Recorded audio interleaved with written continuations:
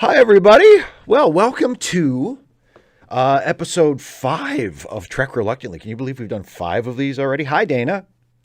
Hi. Well, we haven't really done five of these. We're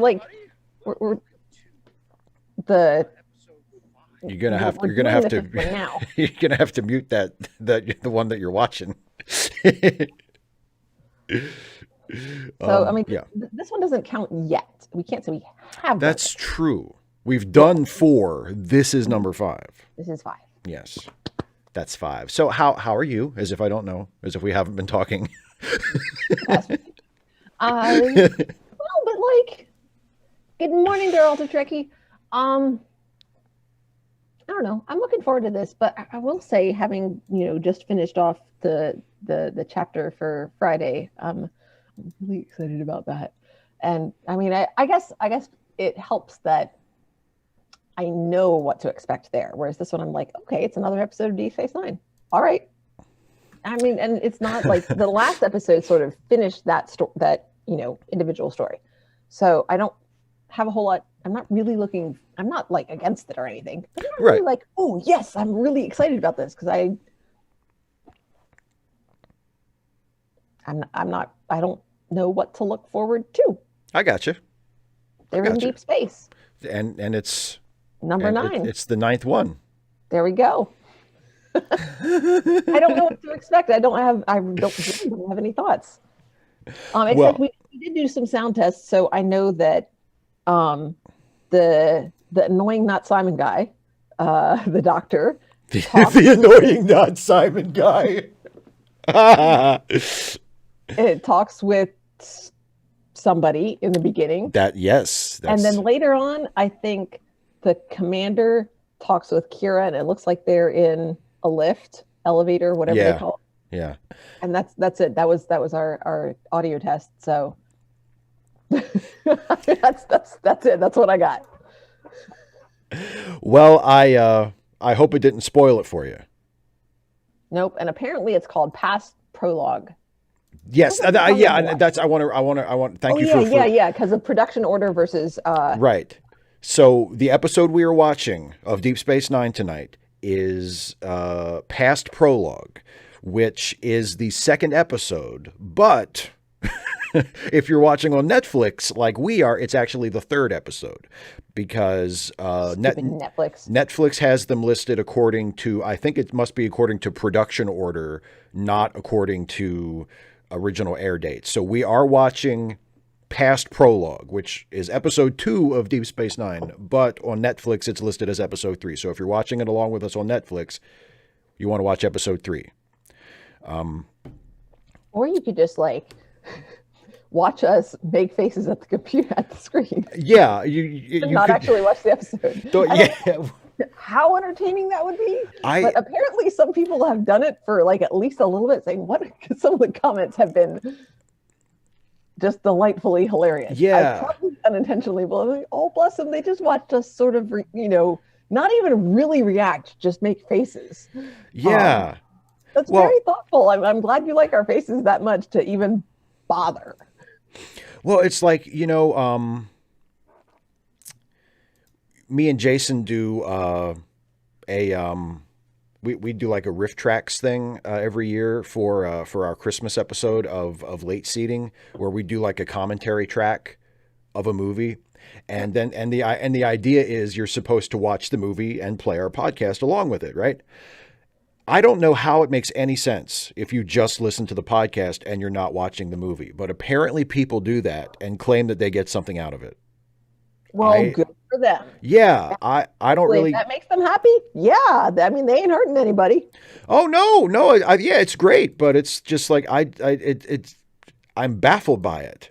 I'm like, but it doesn't, but you know, Randomly, I'm gonna fuss at you just a teeny weeny little bit. Now, in fairness, if you just got home, that's one thing. But I'm like, it's 6 o'clock. Like, you could have started it loading earlier. I'm just. If you had the option of telling your tablet, hey, let's get this going. Hey, Pedro. hey, So anyway, I ain't got nothing else. You ain't got nothing else?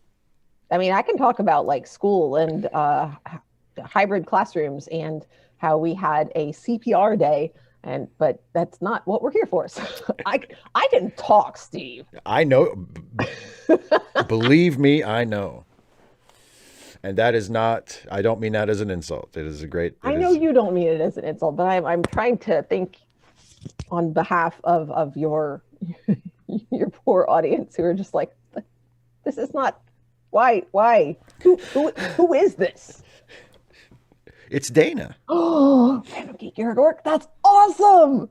I love it. Just keep the volume down. Don't get caught. Stick it to the man. Stick it to the man. Watch Star Trek at work. And us. That's right. Yes, watch us watch Star Trek at work. Okay, everybody. So capitalism. So we will be starting at the beginning, of course, at 000. So it's only single length episodes for a while now, which is nice. We don't have to okay, leave it pause there. So once again, Star Trek Deep Space Nine, Season 1, Episode 2, past prologue, or if you're watching on Netflix, Episode 3, past prologue. What's important is we're watching past prologue. Asked, so I'm actually going to answer it. Yeah. Does it work? It's a spectrum. It's not as effective as like typical instruction, but it's better than not doing anything at all, which is national literacy rate has gone up under COVID. I'm curious about that. What they mean by the national literacy rate.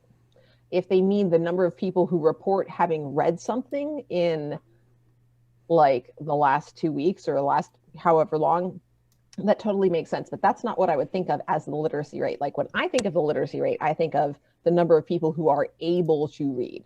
So yeah, that's pretty interesting. So hybrid learning is a challenge because what they've done is they've split it so that we're still, some students are in school and some students are at home, but of those students, only half of them are required to attend at a time. So Monday and Tuesday, we have A through K, and Thursday and Friday, we have L through Z.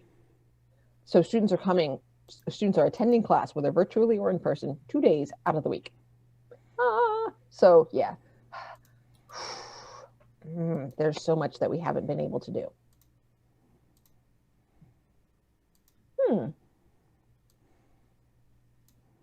Yeah, pretty much. It's certainly better than nothing, and it's better than some other alternatives as well. There have been, there's some really just crappy ideas out there. Mid-year testing of school-age kids. Harry, if you would put either just message me on Facebook or something, I would love to read that report because I'm just wildly curious about that. Because let me tell you, they tested my students. No. Please don't test my students. Don't hold me. No. Okay.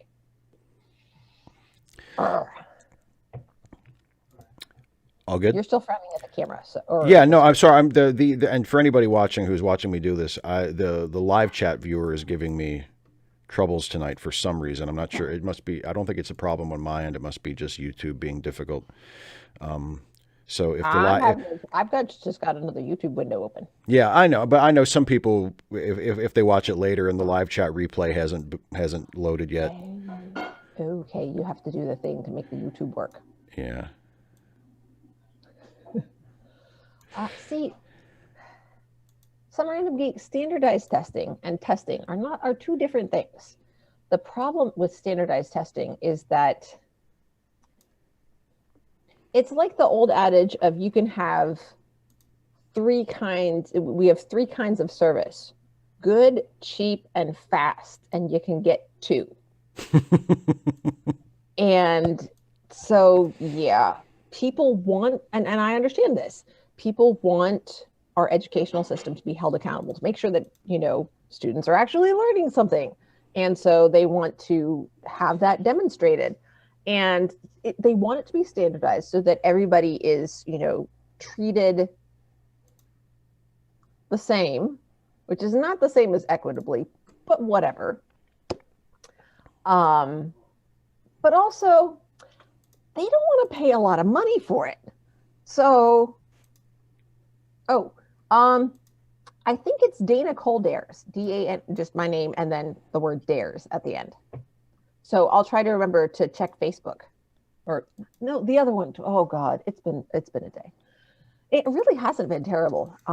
Today was our cleaning, planning, and remediation day. So we didn't have any students today, except for the ones who were on virtually for additional support. 255 AD, we haven't started yet. Steve's still doing troubleshooting. We're good. It's not. I don't think it's not behaving. I don't think it's going to work. So we'll just. That's okay. That's okay. So hopefully. People who watch later, I'm so very sorry that you don't get to see the live chat. And well, unless the live chat replay is up by this point. So Okay. Which theoretically it should be. I hope you get to see it, and we love you either way. Yeah, and maybe we'll try to repeat maybe the people in the live chat that we're responding to if we respond to people during the show. So. Okay, so we're going to start from the very beginning of the episode. And for people who just joined us, again, we're watching... A very good place to start. A very good place to start. Let's start at the beginning. I'm ridiculously pleased with that. Oh, are you going to sing it? Sing it. Please? Let's start at the beginning. A very good place to start. What's the next line? When you read, you begin with A, B, C. When you sing, you begin with Do, Re, Mi. See, I don't know it that well because I don't, yeah. I don't really. The first three notes just happen to be. I don't know the song that well. I don't know. Do, Re, Mi, Steve. Do, Re, Mi. I'm sorry. I don't know. I told you it's in the song. I don't. Okay. I don't remember, but I don't remember the melody that got it. I remember like the first line, and then after that, it gets kind of fuzzy because I don't really like that movie. Oh, gasp!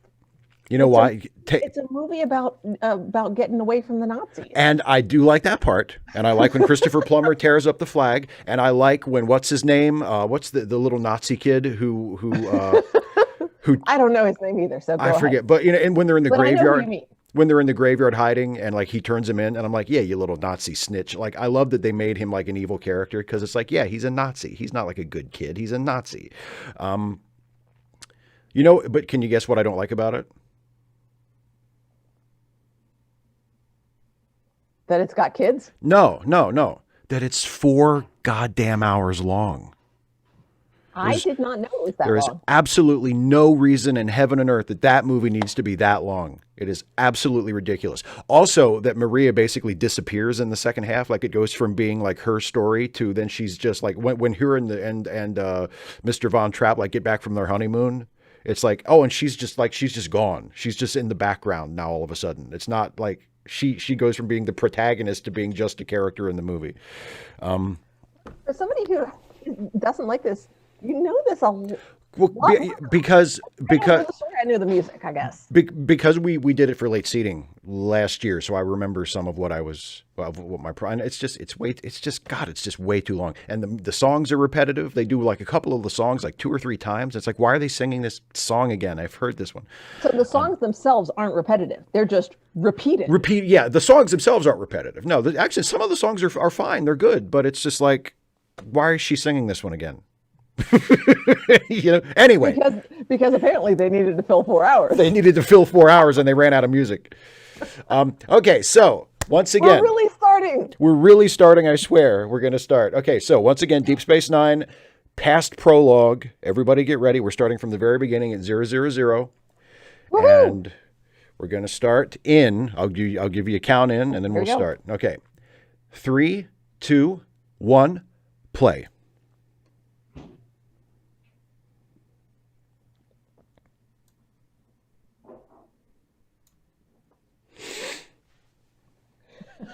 We did not fill 4 hours. We filled like 15 minutes. 15 minutes. Come on. Yeah. Look at that smile.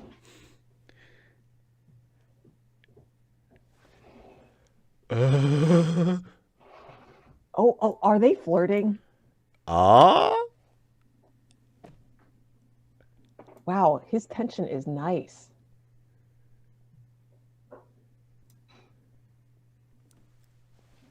Look at that. Oh, wow. Look at it. He's holding his shoulders. That's nicely done. Now I'm very at ease. No, I'm not. But Acting. he's doing good. Yeah, he's of course he's good. I guess that's why he's a professional.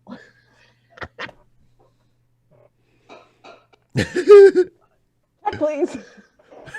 Oh shit, there's not money.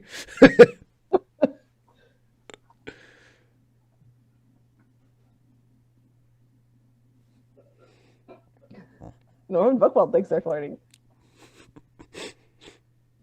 Oh, he's intimating something, all right.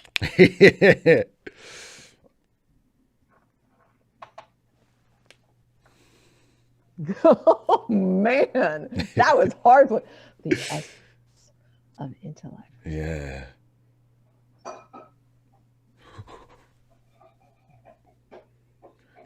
At my disposal, are you? Yeah. But he said you're very kind, not you're too kind.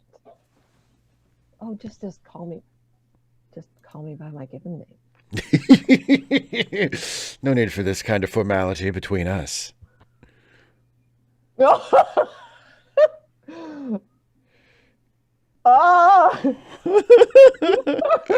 like, did I just get laid? Feeling all kinds of things. Oh my god.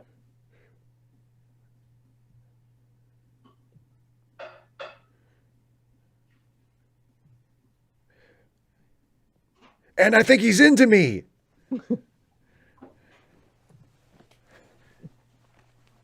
He sat down and he introduced himself. So clearly. Oh. Oh, she's on to him. Well.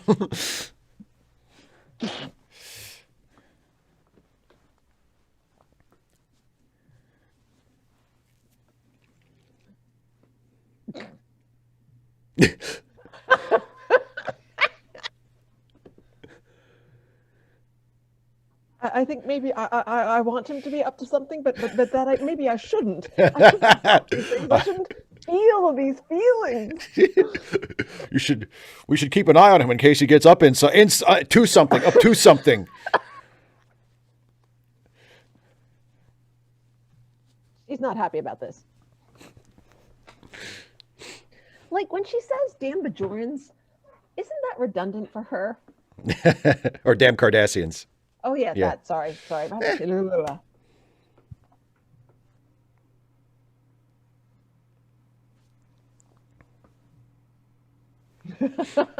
Matthew says that they were the most popular fanship of the series. Oh, for sure.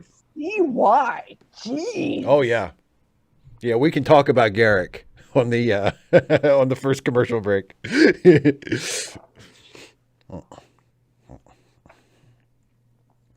Oh, Kira looks sad. He's breaking up with who? Why? Poof.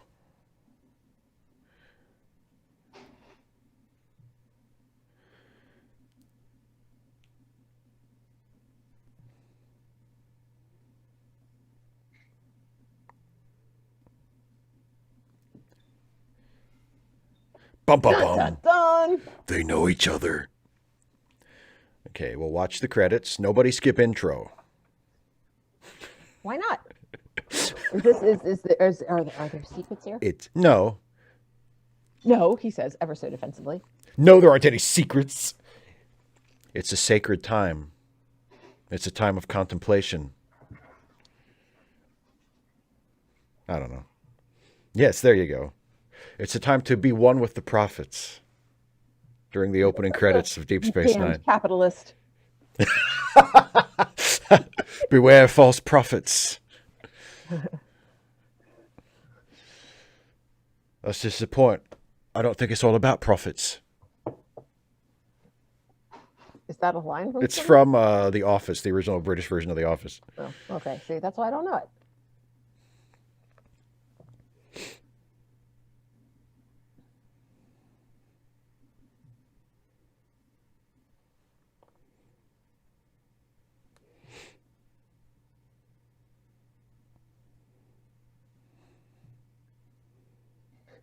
There's just Look what we can do. Do you like this space station? City lights and different angles. That's how you know it's Star Ooh. Trek. It's got little tiny lights.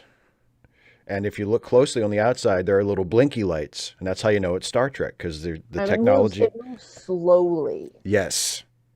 And it doesn't look dirty. The dirty starships are Star Wars. That's The clean yes. starships are Star Trek. That's those are really the main differences. Okay, everybody, get ready to pause.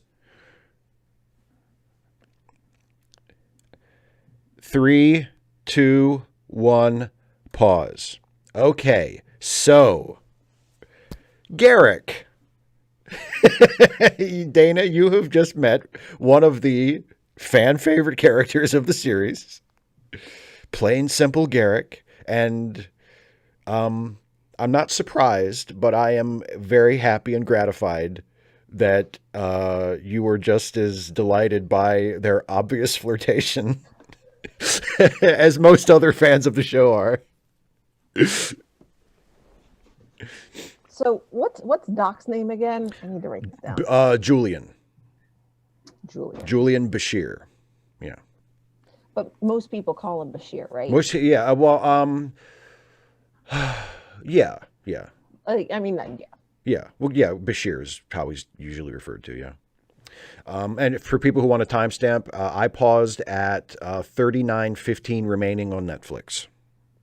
So thereabout. If you're within a second or so, that's fine, because it doesn't have to be exactly synced up. But yeah. If I hover over the button, it says 6:33 in.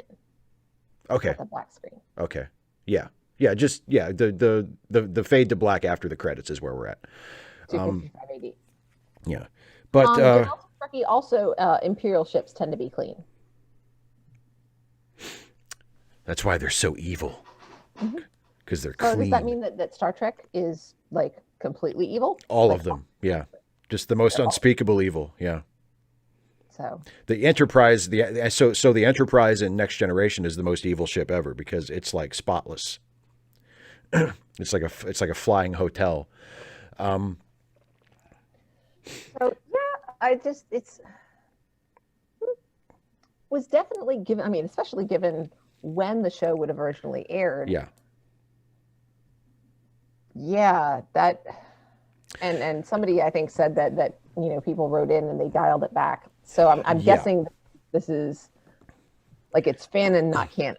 Andy Robinson, who is the actor who plays Garak, has said many times that he intentionally played him in this first episode as being of ambiguous sexuality, and that he played up like a sort of flirtatious interaction with Bashir in that scene, because he felt like there was room for that in the script, and he thought that would be interesting, but they did sort of pull that back, like, no, we're not doing that. But he does still go on to become one of the real fan favorite characters in the show. So, also interesting, and Dana, I don't know if we've ever talked about it. Did you ever see Dirty Harry, the original Dirty Harry? Nope. Okay, well, we should add that one to the list. But Andrew Robinson, who plays Garak, also plays Scorpio, who is the main villain in the first Dirty Harry movie, the serial killer, sort of kind of inspired by the Zodiac killer that Dirty Harry is after in that movie. So he goes from being a serial killer in the 70s to a Cardassian in the 90s. I will say, I think that Garak, he pushes it there, because Bashir is very obviously, I would say no, I don't think he's obviously uncomfortable. He is obviously, startled and uncertain. And if you pay attention, he is uncomfortable. So, I mean, that's there's some questionable pushing of boundaries there. Not in the flirtation. It is not so much because of the sexuality, but because if the other person is not responding, is responding ambiguously or uncertainly, you ought to dial it back. That would be the appropriate response. Right. But it's more interesting story-wise if he doesn't. Yeah. Yeah. Well, then we can look at Bashir and be like, it sucks to be you, don't it? And we're like, I don't know what to do about this, and I don't know how to feel. And I'm like, oh. Yeah. Well, and like we said about when we talked about some of the things that happened in the last episode, the second half of the first episode of Firefly last week, like Jane's thwarted interrogation scene. Like the fact that Julian is obviously uncomfortable and that Garak continues doing the thing that is obviously making him uncomfortable, that tells us something about Garak. It tells him absolutely. And it's not that he's oblivious, because Garak seems like he's pretty on the ball. It's that maybe he notices how he's put this poor guy a little bit on edge, and he kind of digs it. He's kind of enjoying having this power over him. Yeah. It's a power thing. Yeah. Charles, I just based on what we've seen here, no, this episode and the last episode, First of all, he's very obviously full of himself, and he's not great at keeping his mouth shut. Like, God, he's running his mouth. Yeah, I know. He runs right to Ops, and he's like, guess what happened? I'm gonna tell, snitches get stitches, dude. Yeah, no. So, anything, I mean, that was really, and yeah. Kira's actors, the wait, I'm gonna get them backwards. The damn Cardassians thing. Yeah. Yeah, but her facial response to watching the ship get hit before it blows up is, the sort of quiet acceptance. Yeah. Is really nicely done. Yeah. So, and then of course the reveal that, oh, he knows her. Yeah. They have a past. Or maybe not. They have a past. I mean, she is based on, I think, what the commander said to her. Based on their interaction last week. He tried to flirt with Kira and Dax.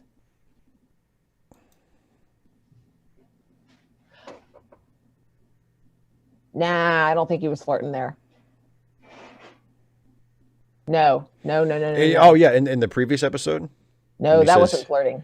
That was him being self-important. He's thinking about himself. He's not saying here's where here's, because especially with the line of heroes being born, he's like, this is where I prove my mettle. And they're just like, shut up, man. Yeah. And it wasn't flirting. We get to see actual flirting. Boy, wait until you see the actual flirting. Yeah. Well, then let's get going. I don't know if it's in this episode or not, but there's definitely early in season 1. There's some hardcore Bashir flirting, and it's okay.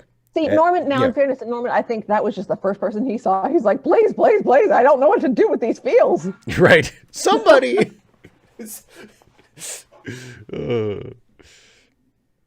All right. Okay, everybody ready? Once again, we're at 30. I'm at 39:15 remaining on Netflix, right after the fade to black of the opening credits. And I'll give you a count in, and we'll keep watching. Ready? 3, 2, 1, play.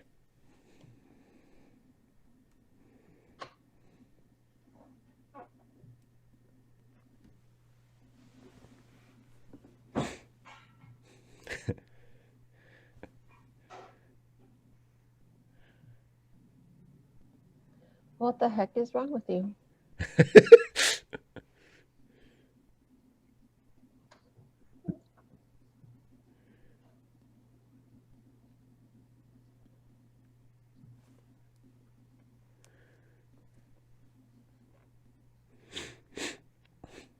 According to you.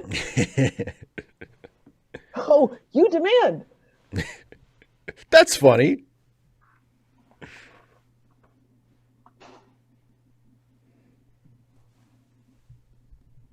Oh, see. He hung up on me. Interesting.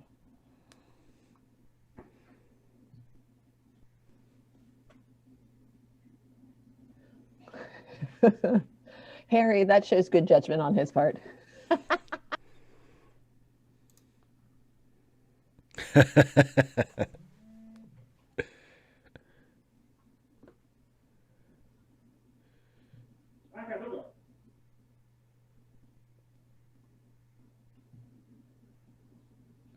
Oh, she doesn't deny it.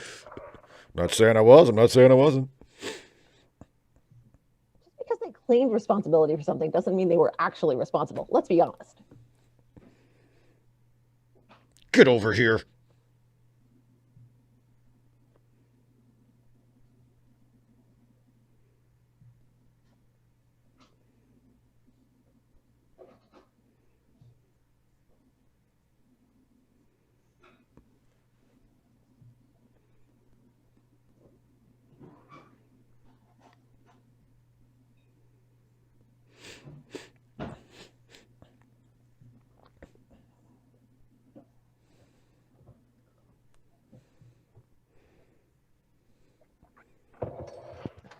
Well. No, no, no. It's pretty. So beautiful. Oh my God. I got dinner. No. He's dead.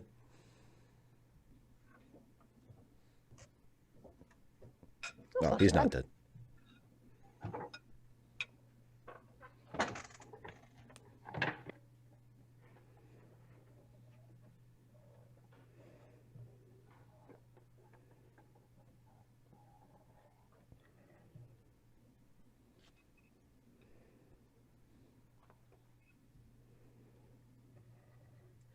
Darren, this is bibimbap. And Yummy. I've flipped over the sunny side up egg so that I can smoothie the yolk down and it goes in through. Oh.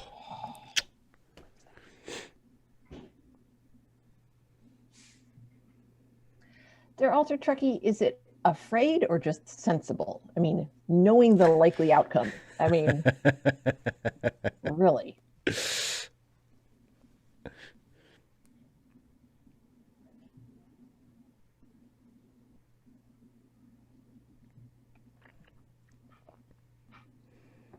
If I didn't want to hear it, I wouldn't have asked. I asked a question, I want an answer. It's not that complicated. Throughout the Trekkie, I actually like the DS9 uniforms. I think I prefer them to the next gen uniforms. Not familiar enough. I'm like, they both have some black in them, and then they have the color, and then they have the little thing. The DS9 ones are jumpsuits. I'm trying to pay attention. Tell me later. Tell me the break. Well, shit. We'll talk about that. I'll put it in the notes. Okay. Okay.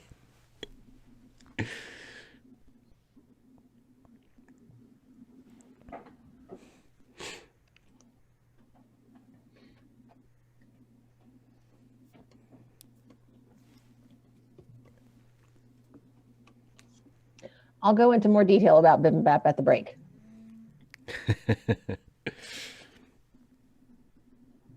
Ooh, she is smug. Thank you for bringing this situation to my attention. Please go away now. Stop bothering me.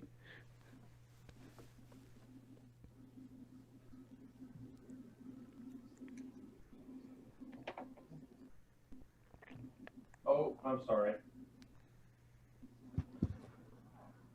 Are you I'm sorrying me? Hopefully I didn't mess up your thing and try to get on Netflix. Still going. Okay, good.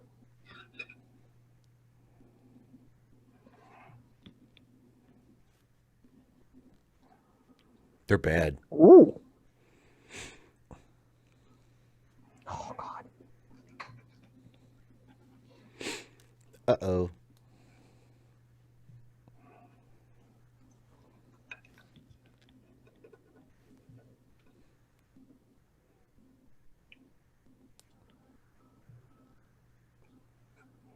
Ruh-roh.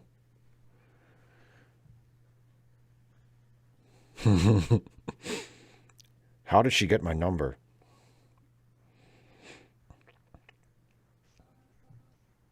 for now.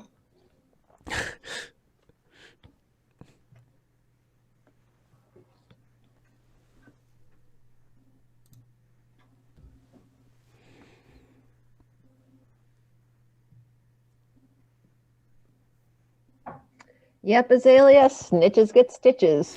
We got a lot of snitching going on in this episode. Everybody snitched on everybody on Deep Space Nine.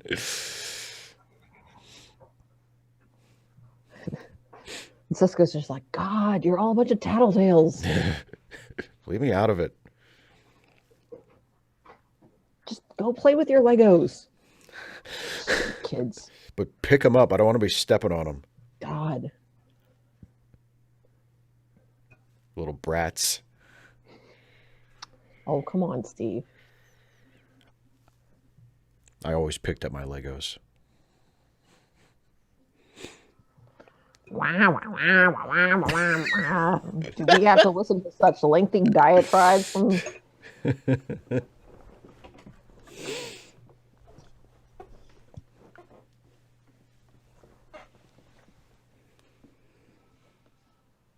Didn't you say I told him you were going to get to explain this to you?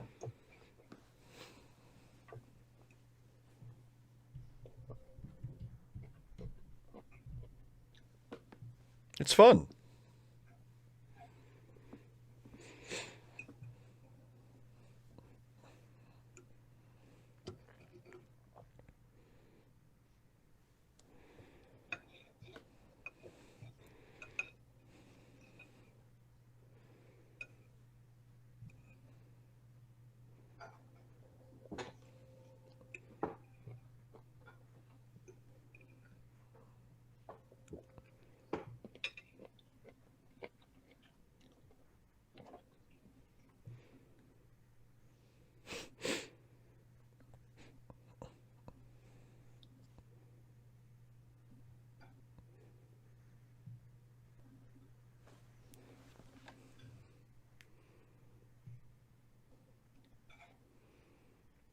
I said good day.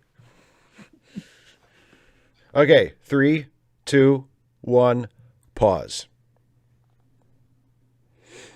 In the chat, John Burns says, "Am I going to get in trouble with Steve pointing out that Kira is a cop?" No, you're not going to get in trouble. I'll just roll my eyes, but you're not going to get in trouble. I'm curious what John means by saying that Kira is a cop, because I mean, what honestly, what came in, she bypassed the chain of command.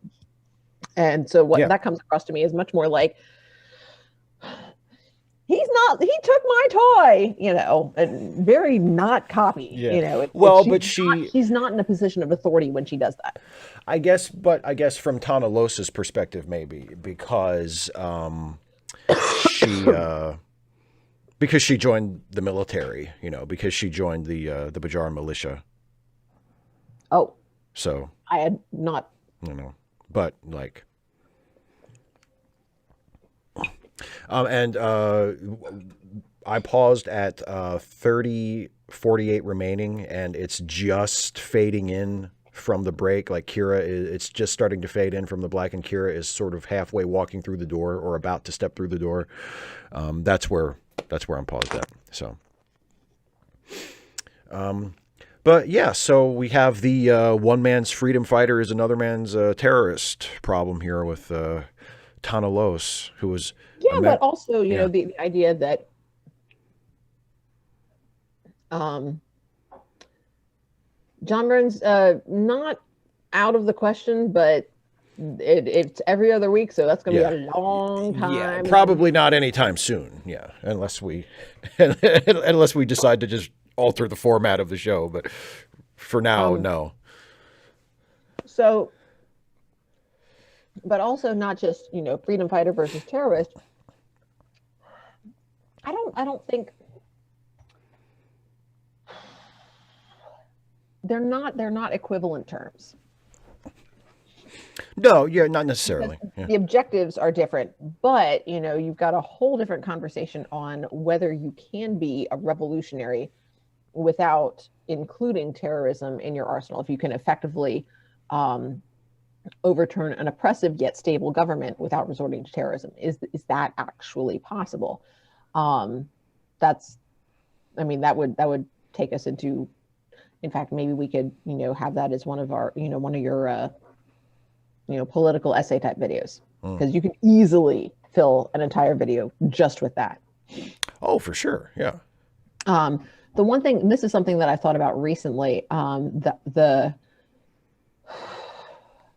way that in English, at least, and I think in a lot of Western languages, judgment and the criminal justice system are often framed in capitalist terms.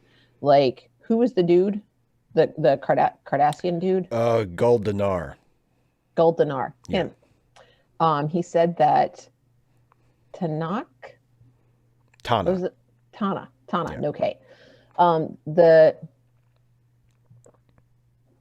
Tana guy had that Tana had to pay for his crimes, like pay, and the idea that we talk about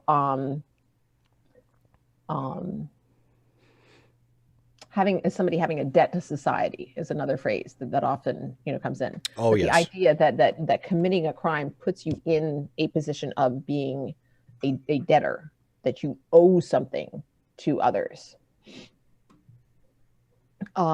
So I mean, that's something I've been thinking about recently. That there is a sort of a fees and fines mindset to what crime is and how it works. So yeah. So we're at the break. So yes. Tell me about, you said you liked the DS9 uniforms better. Yeah. Okay. So I think Deralta Trekkie was talking about that. It's not that I don't mind the next generation uniforms. I mean, but I do think that the next generation uniforms of all of the Star Trek uniforms that we've seen in the various shows and movies, the next gen uniforms look the most like pajamas, because they're like, especially after season 3 when they go to the 2-piece, because in seasons 1 and 2 it's like a jumpsuit. It's like a really, really tight jumpsuit, and it's all one piece. And then after season 3, they switched into more of a 2-piece thing, with the same design though, like the big bright color on top that denotes their division assignment, and but they just look really pajama-y. And they're fun. They're Star Trek uniforms, no big deal. But I like that the Deep Space Nine uniforms they're zip up jumpsuits on the outside. There's just one piece, and they look a lot more functional. They still have it. It's still like the bright color on the shoulders, and it looks a little silly. It doesn't look like something that like someone would wear in an actual military service. But they look like you could actually get some work done in those. They're like overalls, basically. Do they look like they're made of different fabric? They're not really. I don't know if they are or not. I'm unclear on what makes them look more functional. Just the design, just the fact that it's like a one-piece thing with a zipper up the front instead of like a 2-piece. They look more like work clothes, as opposed to the Enterprise, the next gen uniforms.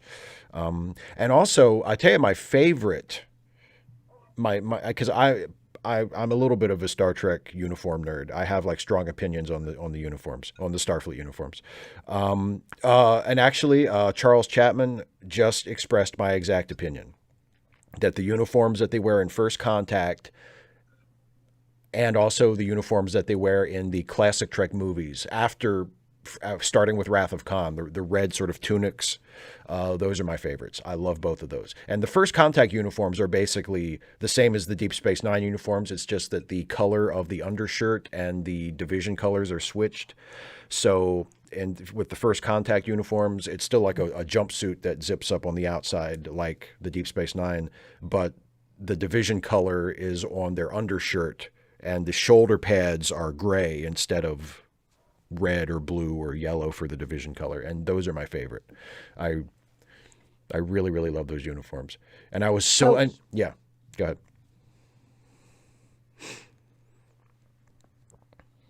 I just don't know.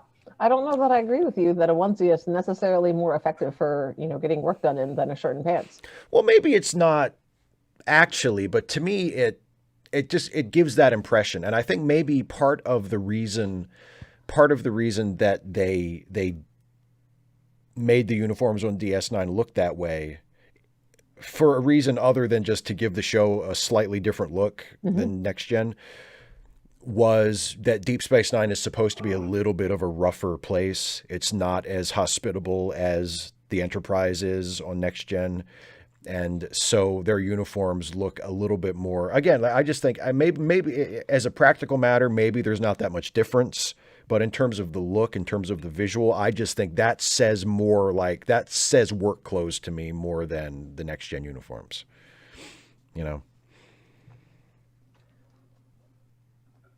But you haven't talked about why.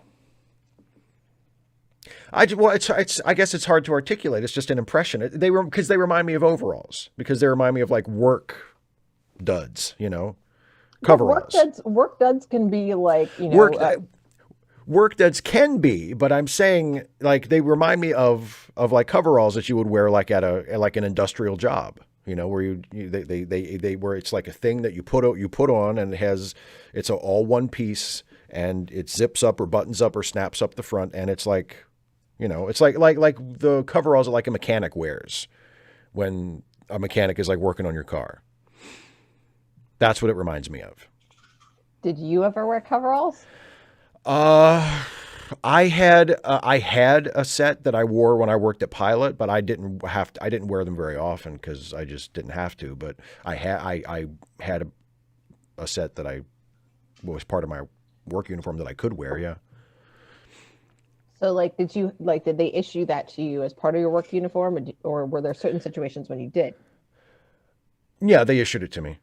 Okay. So it was just like all sorts of stuff. Okay. Yeah. Yeah. Yeah, and Horizon Brave. Yeah, the Enterprise uniform on the series Star Trek Enterprise. Yeah, they were. Those are good. Those are good uniforms too, and they're the same kind of thing. Yeah, they're very utilitarian. For Star Trek uniforms, they're not. They're silly. They're goofy sci-fi uniforms. But on the sliding scale of Star Trek uniforms, they're very utilitarian.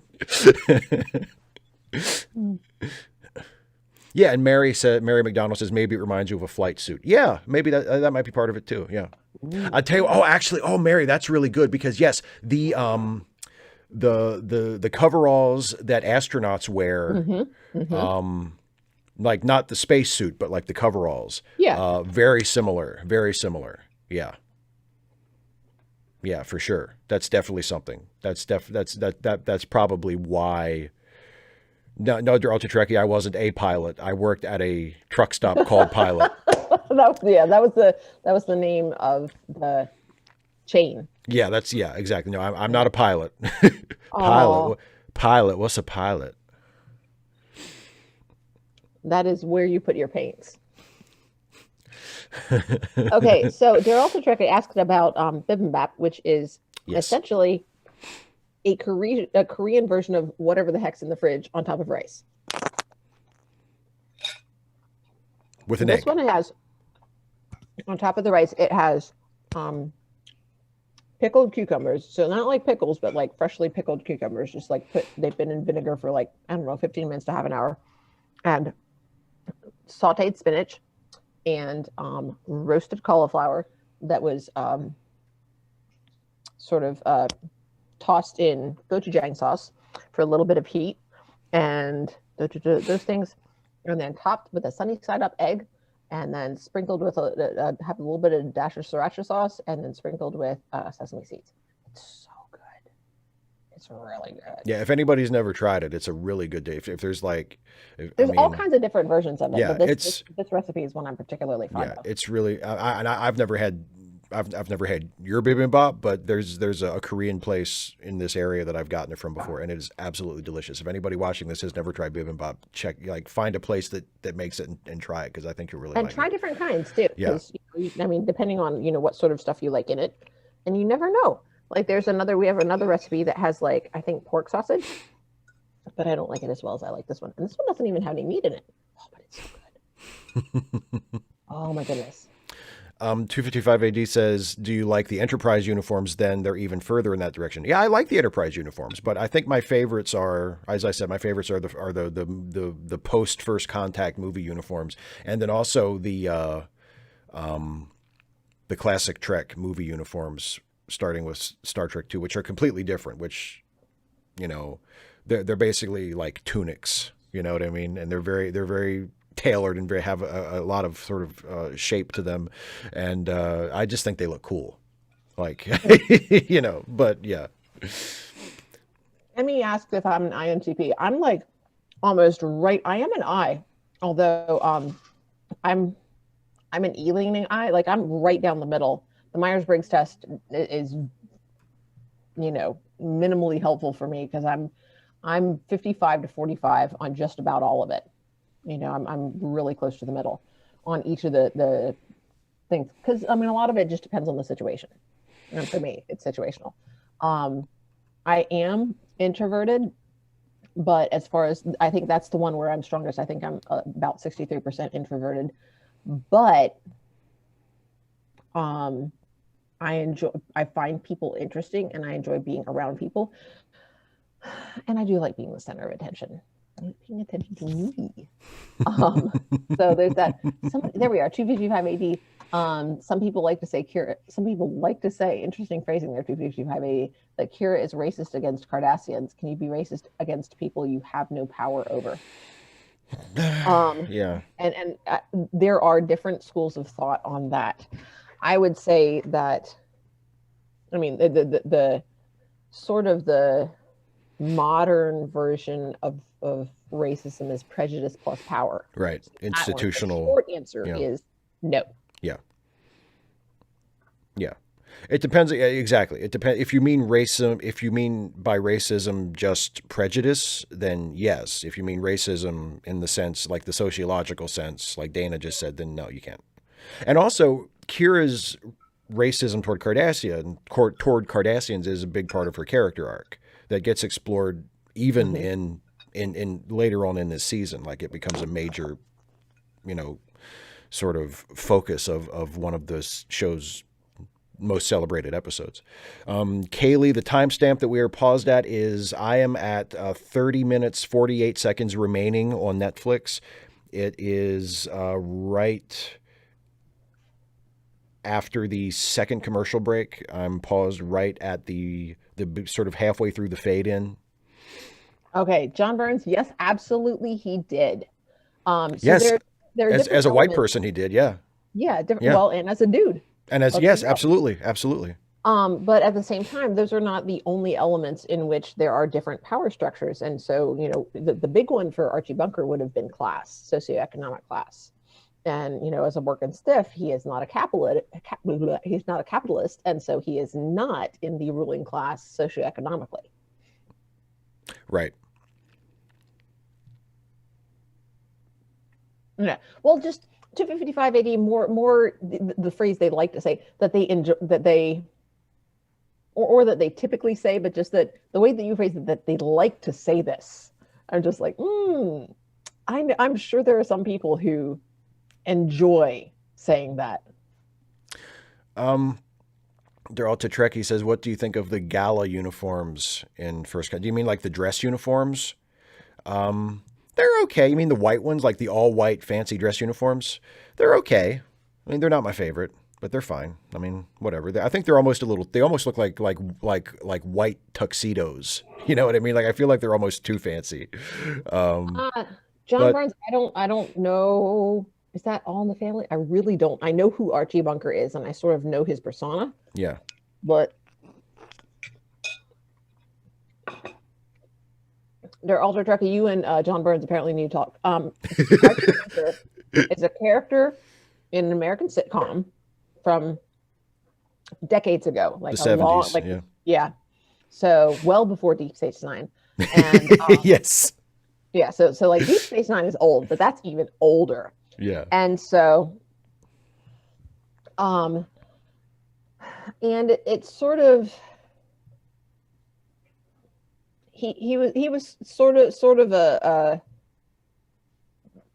across that in what little I know about him, sort of a kind of, salt of the earth, hardworking folks kind of guy, but Yeah. also kind of a schlub too.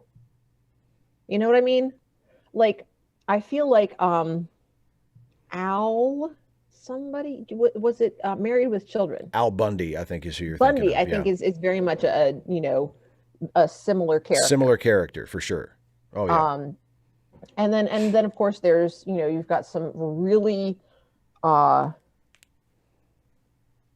like anti-progressive ideas about masculinity, because it's always the dude who's the schlub. It's always the dude. The stereotype of the guy who doesn't know to put the top on a blender.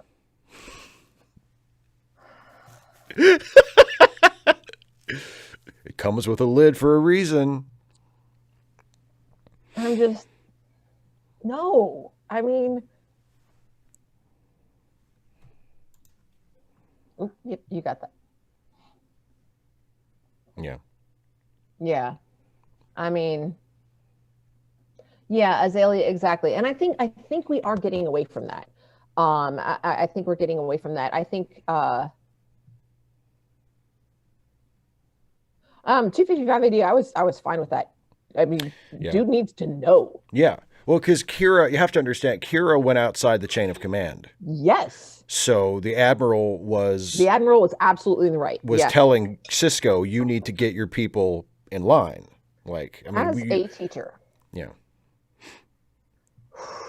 There are not very many things that get under my skin faster than when I am informed by the principal that a parent has contacted them. Right. Instead of you. Not me, about a problem that their kid's having in the class. Not only did the kid not talk to me, the parent doesn't talk to me, and I don't find out about it until the principal tells me that this parent says that I am being mean to their... Ooh.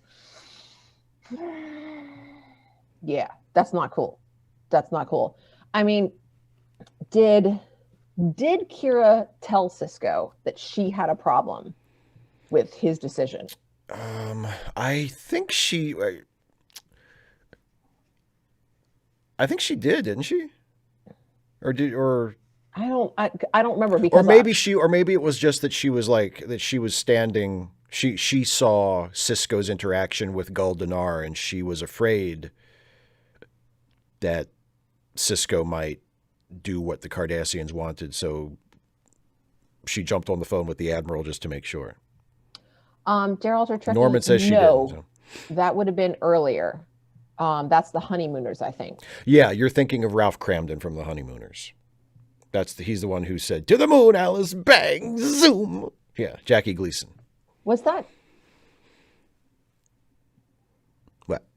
Was that a reference to him hitting her? I mean, I knew he did that, but because I always interpreted to the moon. I thought he was talking about I just want to get out of here. I think. Well, no, I think that was a threat. I think to the. Maybe, I don't know. Thanks, Norman.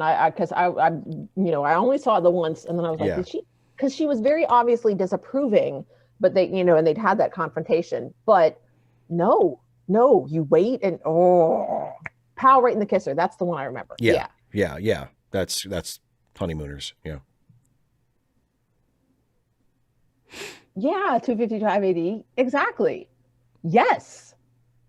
And I even have it on a poster on my wall, and it says, the big letters say, "I don't want to be a bully."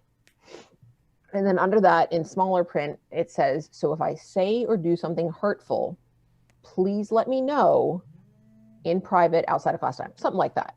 But the idea is, first of all, don't interrupt instruction. Do not take instructional opportunities away from other students. Don't do that. That's not cool. Second, don't be confrontational about it. Let me know, because I want to know. I want to be corrected if I do something that is, or if I'm teaching in a way that you don't understand. If you don't tell me, and you're getting what I think are good grades, if you're passing, I tell students this, especially in my honors class. I tell students this all the time. If you're passing, then we're cool, as far as I'm concerned. If Right. you have like an 82 and you're just like, but I always get A's, I always get A's, and you think I'm being mean to you, I literally will not know if you don't tell me. I'm not going to Right. know. Like, okay, you got an 82. Great. That's awesome. It's an honors class. It's supposed to be hard. And like, you're sitting there and you're just like, this class is too hard and she grades all my work and she doesn't give me the help that I need. Will not know. Not going to know. Yeah. Yep. See, okay, so 255 AD, exactly. If you tell them and it gets worse, then absolutely. That's what I tell my students when I say, look, I will, because I've had students come to me about somebody bullying them. And I say, look, it is possible that this person, honest to God, thinks that they're being funny. In my experience, most bullies do not, when I have a student who comes to me and says they're being bullied, in my experience, the other student has not been aware of it. They don't think they're bullying. So I've said, we got a couple of options here. You can tell them that you don't like what they're doing. I ask them, have you told them to stop? And to a person, I've never had them say, yes, I've told them, and they keep doing it. Because let me tell you, they do that, I'm going after them. Right. I'll say two options. I can ask them to stop, or you can ask them to stop. I would suggest that you ask them to stop because that empowers you. And so far, it hasn't happened a lot, but so far, when they've tried it, it's worked. But I say, now, if you ask them to stop and they say they'll stop and they do it again, you tell me and it'll stop. Go over their head and I will make it stop. And so if you tell them once, and either they say, yeah, I know you don't like it, but I'm going to do it anyway. Or they say, oh, okay, I won't do that anymore. And then they do it again. Nope. That's when you bring in the big guns. Okay, you ready to? I think that's everything. So yeah, 255 AD. I'm very sorry that you had that experience.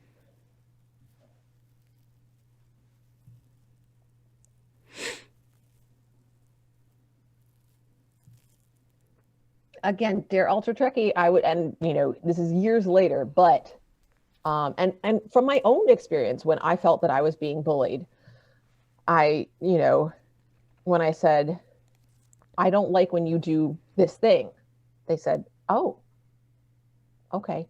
And they didn't, I didn't even say, I want you to stop this. It stopped. So. Well, but there are situations where that doesn't work. There are situations where that does happen. And in that case, you tell them, you say, I don't like this. You say, I don't like this. I want you to stop. And if they either refuse to stop or they don't stop, even after they say they would. In that case, dear Ultra Trekkie, and again, start with the individual. And then if the individual says, we're not going to stop doing this thing, then you go to the teacher. And if the teacher tells them to stop and they don't, then that's a discipline problem. That's insubordination. Yeah. Like if I told a student to stop doing a thing and they do the thing, that's another thing that bugs me. Like I said, and I'm careful about that. I usually don't tell students to stop doing something. I'll say, do this, not that. Right. And if things don't change, well, then that's when it goes up to administration. So. Okay. You ready? Okay. I think we're. Yeah. Okay, and for everybody watching, once again, we're paused. For those of you who are watching it on Netflix, I'm paused at 30 minutes, 48 seconds remaining. It is right as we are fading back in from the second commercial break. Kira is coming through a door into a room. That's where we're at. So I'm going to count us in, and we will keep watching past Prologue. Ready? 3, 2, 1, play.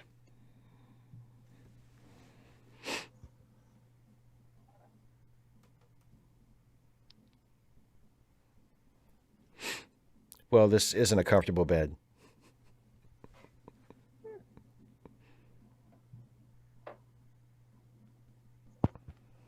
My very particular set of skills.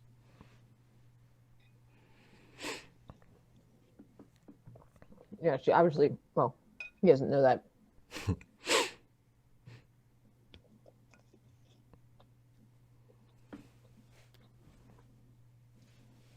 Well, that's baloney.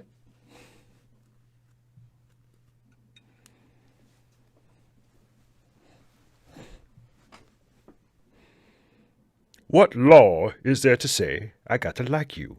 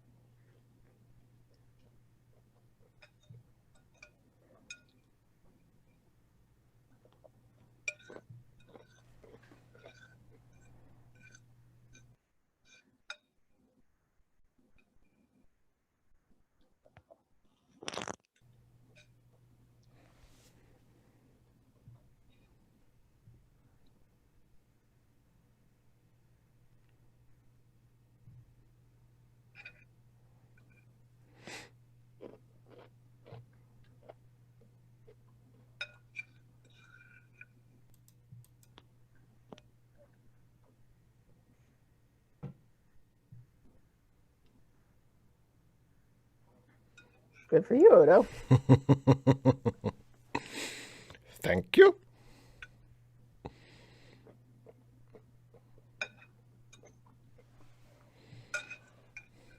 Please enjoy your stay.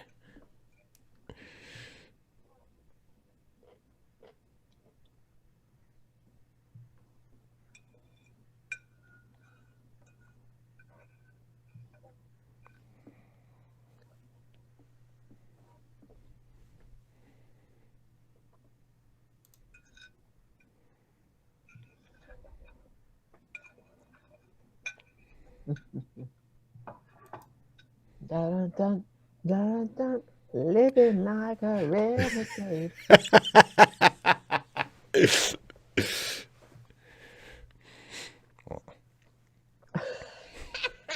Odo doesn't think court serves good food.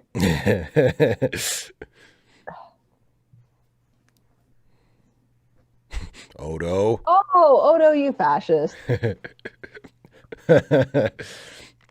What's a little unlawful detention between friends? Friends.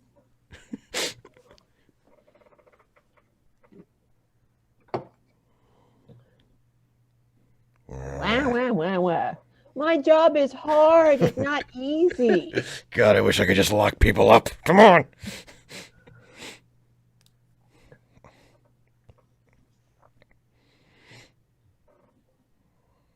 Mourn.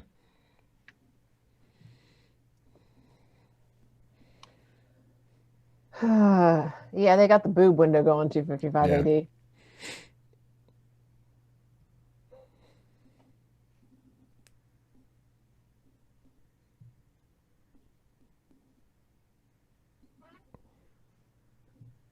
And horny.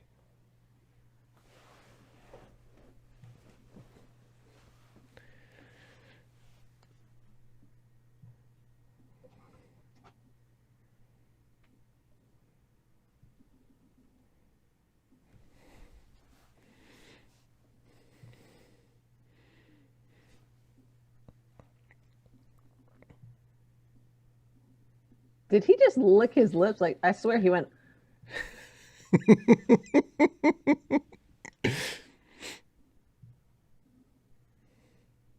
Oh, they're getting, look at that little smile.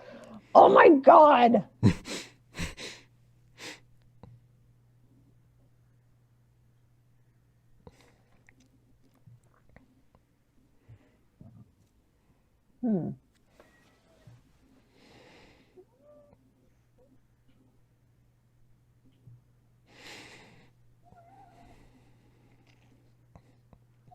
Who's the woman in the purple suit with the black bob that we keep seeing?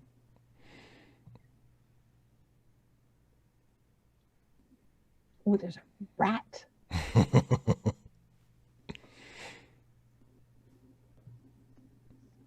We want the gold.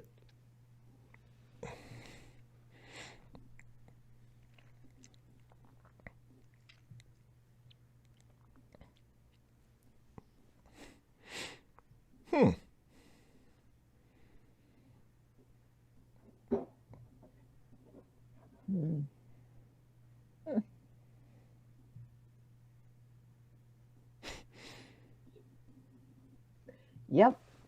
I remember there was some of that in like Buffy and or Angel. 3, 2, 1, pause. Ah, Sorry. that's okay. It's Well, at, I'm at 20. where are you? 23:42 left. Okay, I'm at 23:41, so. Okay, that'll be Okay. fine. Okay. So, yeah, it's second dose of Garak and Bashir, the Julian and Garak show. Okay, so Yes. there's a woman with a black bob, and she's wearing like a lavender gray suit. Yes. She showed up in the background a couple of times when the Klingon sisters were there. She was somebody was holding her back. I don't know. Maybe it's just sort of background. Maybe it's really just background stuff. But Yeah, I'm really who she is. I think she's just an extra. I don't think that's anybody. I don't think. No, I don't think so. Okay. Just some drunk woman at Quark's, probably. No, that was before Quark. Oh, it was before Quark's? Like when the Klingon women first got there and were being Okay. detained, she was being restrained. And that's when I first noticed her. Yeah, there was a guy in a teal suit holding her back, and like right before they decided to give up her weapons, she like tried to get away from him. But I mean, as far as I could tell, like her features looked, I mean, yeah. And then we saw her again like in two other scenes, and so I'm like, is she actually, is there something going on there? Yeah, I don't think so. Oh, okay. I can accept, because it didn't come across that way. John Gingras says that she was trying to get out of the way of these militant females, and I'm just like, okay. Okay. But I was so ready for it. Like, I'm like, is she really the spy? Like, and she's just somebody that has been in the background this whole time, hasn't had any dialogue or anything. Yeah. Have I seen her before? I mean, that would make for great story as far as I'm concerned.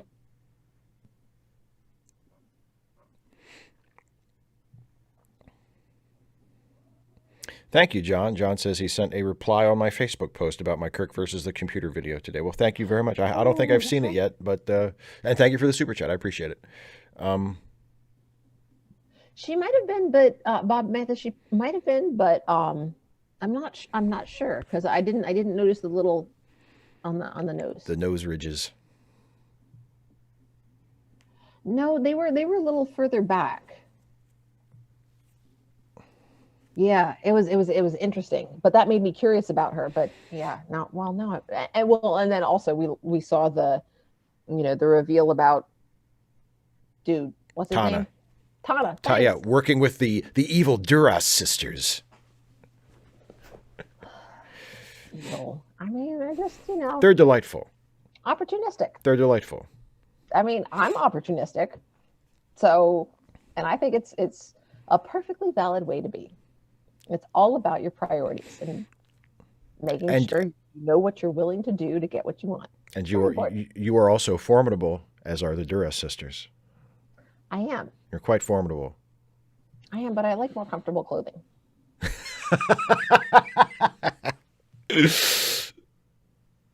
I'm, 255 AD says the rhetoric, speaking of Tana, about, I guess, Bajor for Bajoran is what he was saying. The rhetoric he was using sounded kind of right-wing isolationist, but given he's a member of an oppressed group, is it wrong to view it in that context? Well, I would say it's right-wing in the sense that it is literally reactionary. literally, he's reacting to the situation. I mean, it's a question of how much interdependence one group of people should have with another group of people. Like at what point does it become independence versus isolation, independence, interdependence, and then full assimilation? There's a spectrum there. And like, I didn't, Bajor for Bajorans is,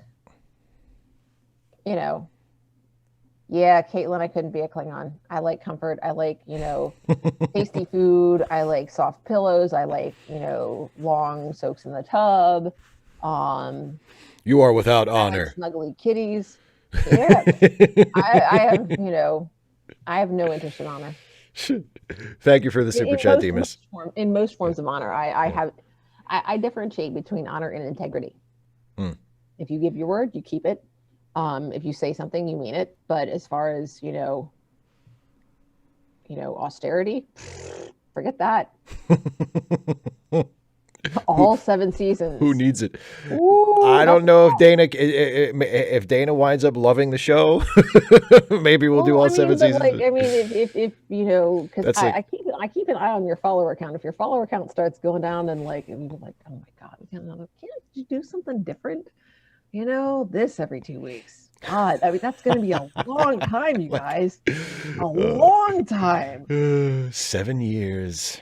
Yeah, it does. Well, but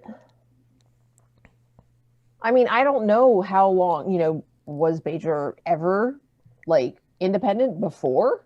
Yes. Yeah. I see. I've seen some Next Generation. Actually, we had just relatively recently watched the episode where they were trying to take over, and Worf had to pretend that his dad was a bad guy. Yeah. He had to take the. He had to take one for the team. Oh, and when they all turned his back on him. Yeah. There's a word, the discommendation is what they called it. Yeah, but there's another word for it. It not just exile, but essentially becoming an unperson. Yeah. And you're so whiny. Go away. Go. I have a cat. It's very whiny. So major cultural and scientific hub before the occupation. Yeah. I mean, but at that point you can kind of say I think the context from a Trump supporter saying make America great again is different than if you hear it from a member of a Native American tribe saying, yeah, let's make America great again. I do think the context is very different. I do think feelings of extreme cultural pride or even extreme nationalism are a lot different coming from for instance, there was a really, really strong nationalist movement in India after the British occupation ended, because they had lived under imperialism for a very long time. And then when imperialism was over, there was a lot of national pride among Indians. And that wasn't necessarily a bad thing, because that was people who had been, oppressed and forced to live under an occupying authority, who were now not having to do that anymore. And they were sort of, enjoying being their own country. And so that's not necessarily a bad thing. And it's kind of what we're meant to see Bajor as going through. And it's not like the people of Bajor are, because the Trump supporters want what they consider to be undesirable people to be gone. They don't want immigrants in the country. They don't, people who they sort of have deemed as not deserving to be here, they don't want to be here. And we don't really get that from Bajor in Deep Space Nine. There's not really a sense of all the outsiders have to leave. It's more, we don't want anybody to come in. We don't want the Federation to come in and take us over the way the Cardassians took us over. The Cardassians, yeah. Exactly. Daryl Tretrecki, I think it goes beyond persona non grata. Persona non grata, I mean, as I understand its common use, really means that, somebody who's not welcome, not wanted. But, there is a sense beyond you're dead to me, in that, you've never existed. like going through, like if you're burning every memento that, when you break up with somebody, burning every memento that they ever gave you, or like, getting rid of the perfume that you wore because they liked it, just all things. This person has never been part of my life. It's more sort of that complete expunging. Yeah, and that's and if you watch later episodes of TNG that reference back there. Yeah, the kitty that reference Worf's discommendation. It's referred to as they don't speak your name on the homeworld anymore. Like it's exactly that sort of thing. Like he's not considered as a part of his nation anymore. But I mean, I got the impression that it went beyond that. Like he doesn't exist. He doesn't have legal status. It's basically that. It's like he doesn't really have legal status in Klingon society while he is, in that condition. Would brain, I know his name. Frakes. Riker. Would Riker have legal status? Because he's not a Klingon. And I mean, Picard was the one that, was chosen as like the second. Yeah. But Riker, I don't. Yeah, that thing.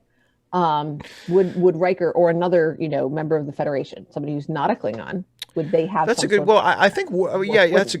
That's a good question. I guess Worf would have some legal status as a member of as a Federation citizen or as a member of Starfleet, but as a Klingon, after he was, after he accepted discommendation. Yeah, exactly. Yeah, you're just not one of us anymore. Right. You are now an outsider. Right. Okay. Yeah, and if he had any land or any social status in the Empire, that would be taken from him. Yeah, because now, did they make fists when they did this? Yes. Okay, because that was interesting. Because I'm like, it's this. They're invisible, which nobody's gonna get. So, Still waters. That is an opinion. Of all, Chakotay is the best character. Neelix is the second best of all tricksters. That is definitely an opinion that you are absolutely allowed to have. Corey.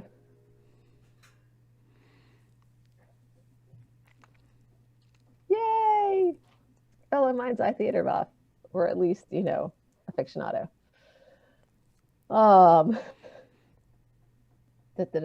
Okay. Ready? Anything else? Not that I can think of. Okay. All right. Well, I think we answered everything from the live chat, and we talked a little bit about stuff. So let's jump back into it. Yes. Okay. Everybody, get ready to play. I'm going to count us in. 3, 2, 1, play. Bob! Yes!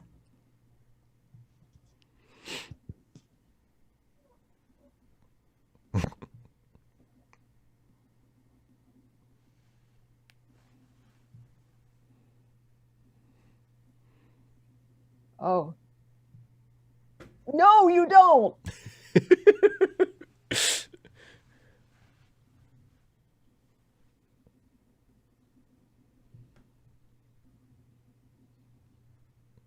Oh! What?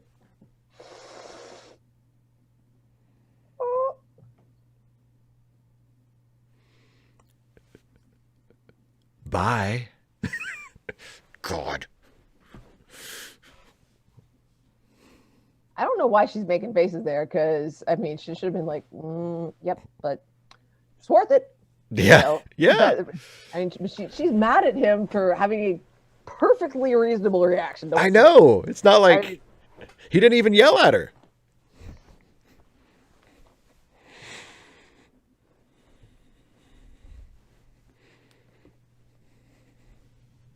Oh.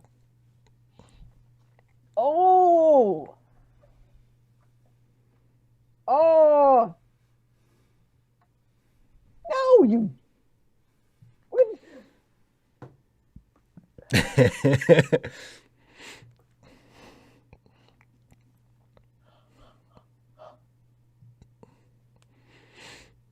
Crush, I am at 21:55 remaining. And so about 24-ish minutes in. Yeah.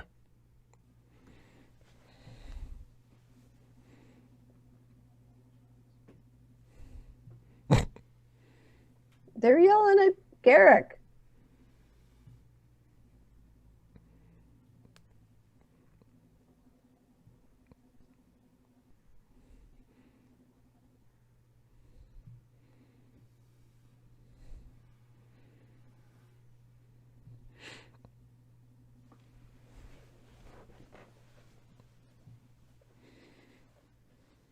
Man, they not good at this spy shit.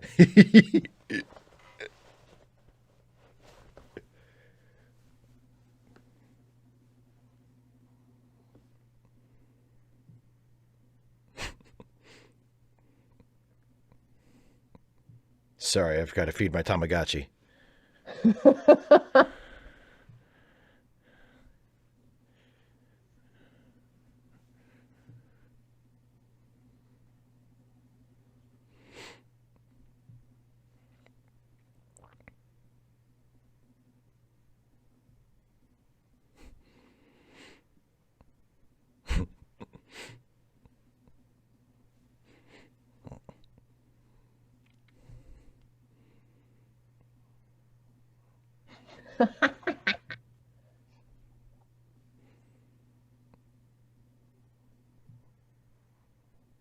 Wait.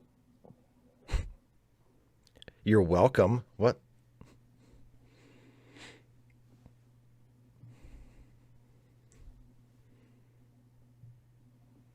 Yeah, the jazz hands are good.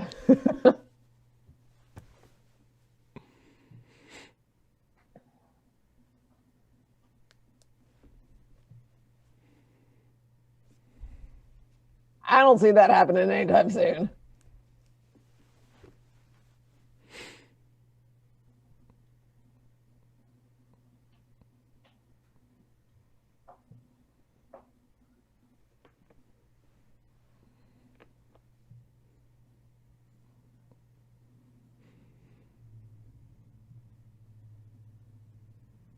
That's what she said.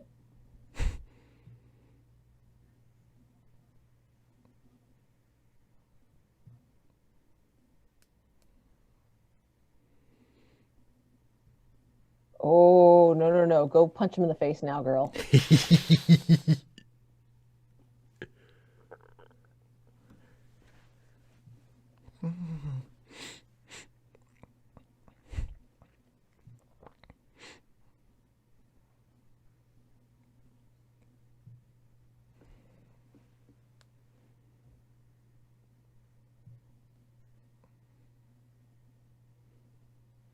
Don't believe him.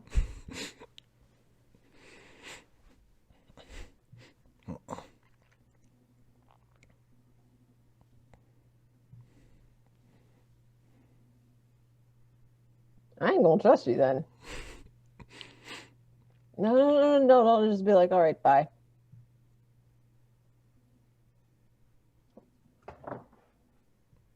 Let's just keep watching through. That was kind of a Okay. short segment. Yeah. Ah, booze. Yeah, John Gringus, exactly.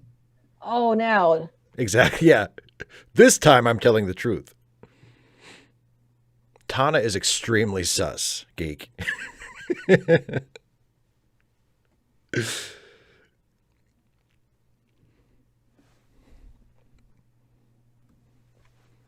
Terrorism.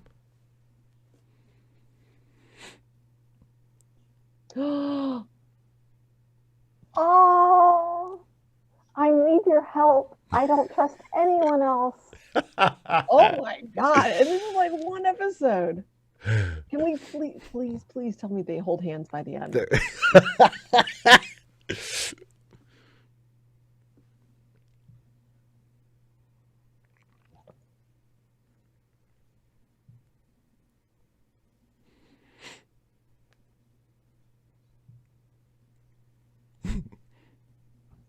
Oh, yes.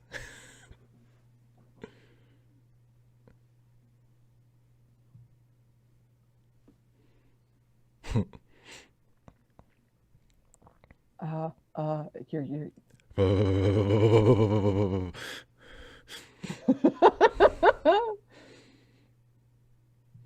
Nothing suits me like a suit. They even wear complementary colors.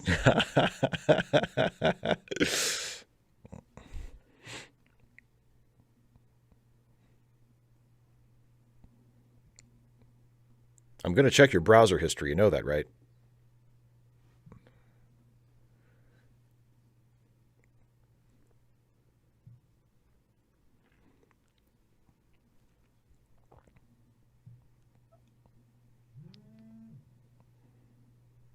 Oh, you dumbass, Kira. No, no, you don't.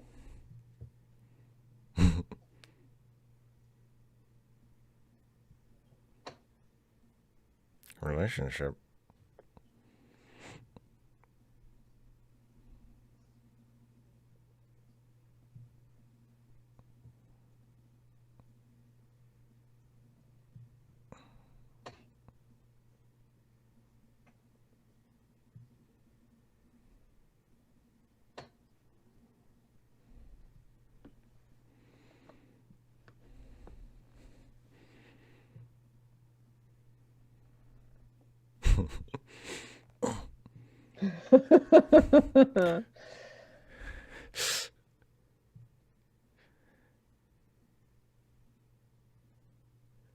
Yeah, Caitlin, no, they're, but I more meant that their colors complemented each other. They're not officially complementary colors. I realized that immediately after I said that. I was like, yeah, but then I was watching things.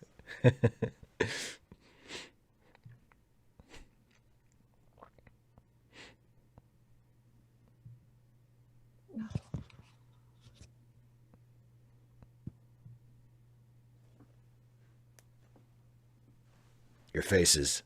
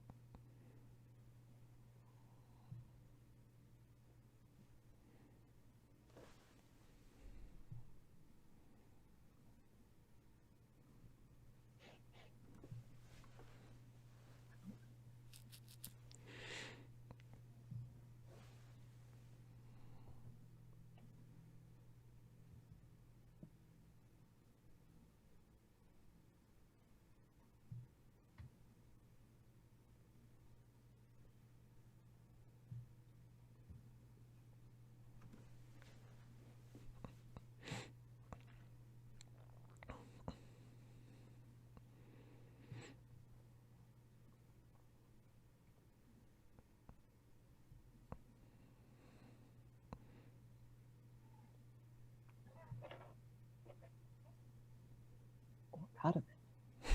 Da, da, da.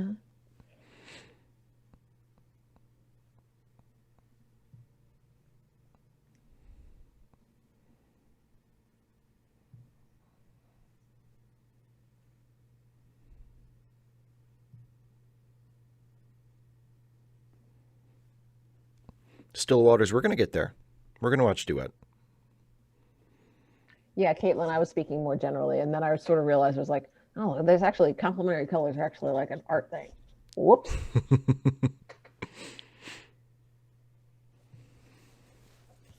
BC, this is a watch along. We're watching Deep Space Nine. This is like the episode that aired after the pilot.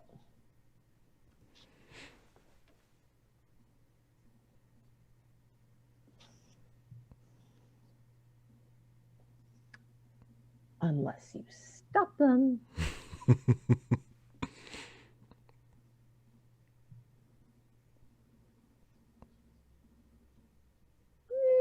Easier to decide, maybe.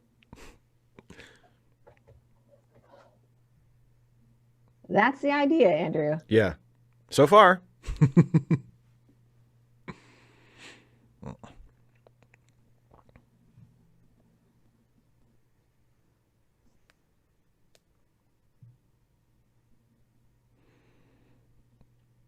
a nice big changing room too. I mean, Well, they got a whole space station. that's He's like, I don't know. Maybe I should go ask him. yeah, this isn't my size.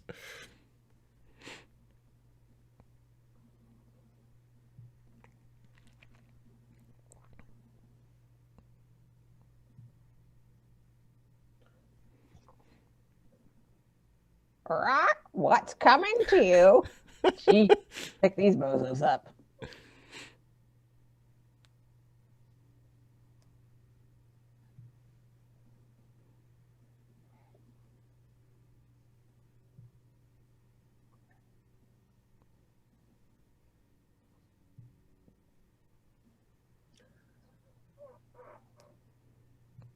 At the dark side of the moon.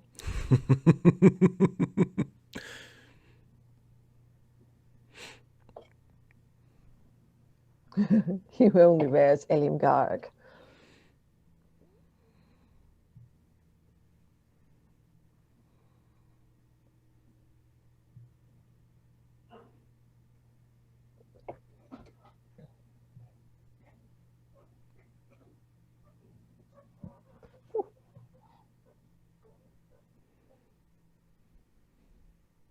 Dun dun dun.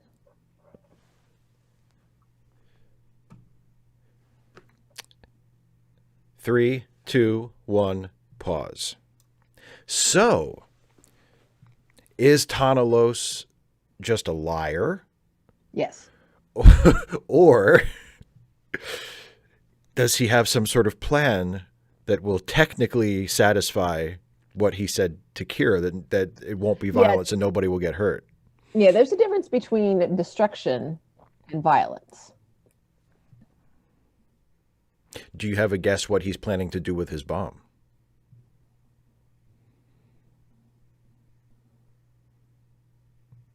Hang on, I bumped it. And I'm paused at 10 minutes and 2 seconds remaining. For Really? people who want a time code, yeah. Gosh dang. 10:02. It keeps, like, when I let go. Okay, there we are. You got it? Yeah.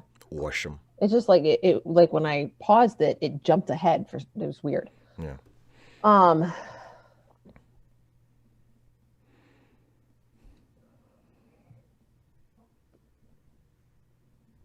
Because if that's the case, then why wouldn't Tana be willing to trust Kira with that? Why? Yeah. Yeah. Yeah. Because I mean, you say, look, I will absolutely tell you this is, you know, no one will get hurt. That was his thing. Yeah. No one will get hurt. But that doesn't mean that nothing will get hurt. However, yeah, random geek, exactly.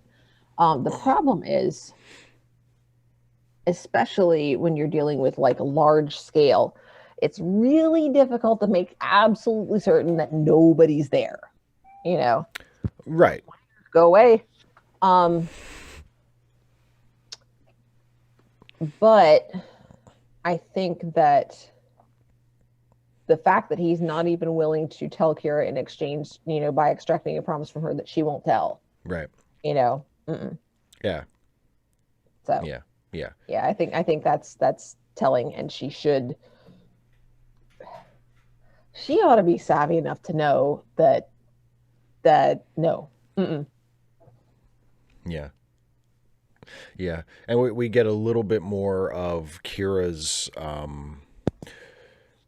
not necessarily divided loyalty, but her ambivalence toward her role. Because there are hints of her past before she joined the militia, before she sort of went legit. You know, she says, I did things during the occupation that I'm not proud of. And now she's sort of a part of the establishment. And you get the sense, you get that sense of that tension in her of, you know. Yeah, well, because, you know, like Tana is, you know, essentially accusing her of selling out. Right. Yeah. Well, and I think one of the one of the recurring messages of Deep Space Nine that we get, especially with the Bajor stuff in the early going, and really, and it becomes one of the sort of defining messages of the entire show, is it's not as simple as you think. You know, like Tana sees things in very black and white terms. And, you know, either you're with us or you're against us. Bajor needs to stand alone, and we need to get rid of the Federation just like we got rid of the Cardassians. And that's that. And Kira is not completely unsympathetic to that, but she sees that things are more complex than that. Yeah. You know. Flying Pig, we paused right after Garak and Bashir talking after Lursa and B'Etor left. After the new suit scene. Yes. Yeah. Caitlin said right after a bomb of significant destructive capability, and then the fade to black. Yeah. So.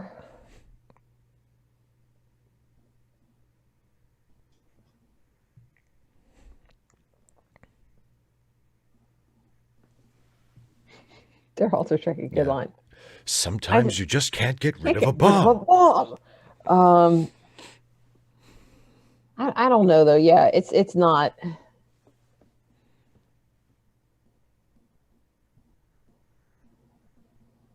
Tana definitely has things oversimplified. That's just how it is. Yeah. He's just wrong. Oh, how yeah. do you feel about giving former terrorists passes for the sake of political stability? No, not purely for the sake of political stability. I mean, well, I'm not okay with giving former terrorists passes. It depends on, and well, it depends on what they did. I mean, if they were like mass murderers, then no. If they like did property damage or something, it depends on the situation. But I wouldn't say. And also, it depends on what you mean by passes. Right. I am anti-prison, and I'm also against the death penalty. Right. So essentially, if you mean by giving them a pass, making sure that everybody knows this is a former terrorist and expecting them to behave in ways, expecting them to spend the rest of their life, being kind to others and doing what good that they can to attempt to make up for what they can never truly make up for. Yeah, that's what I would expect.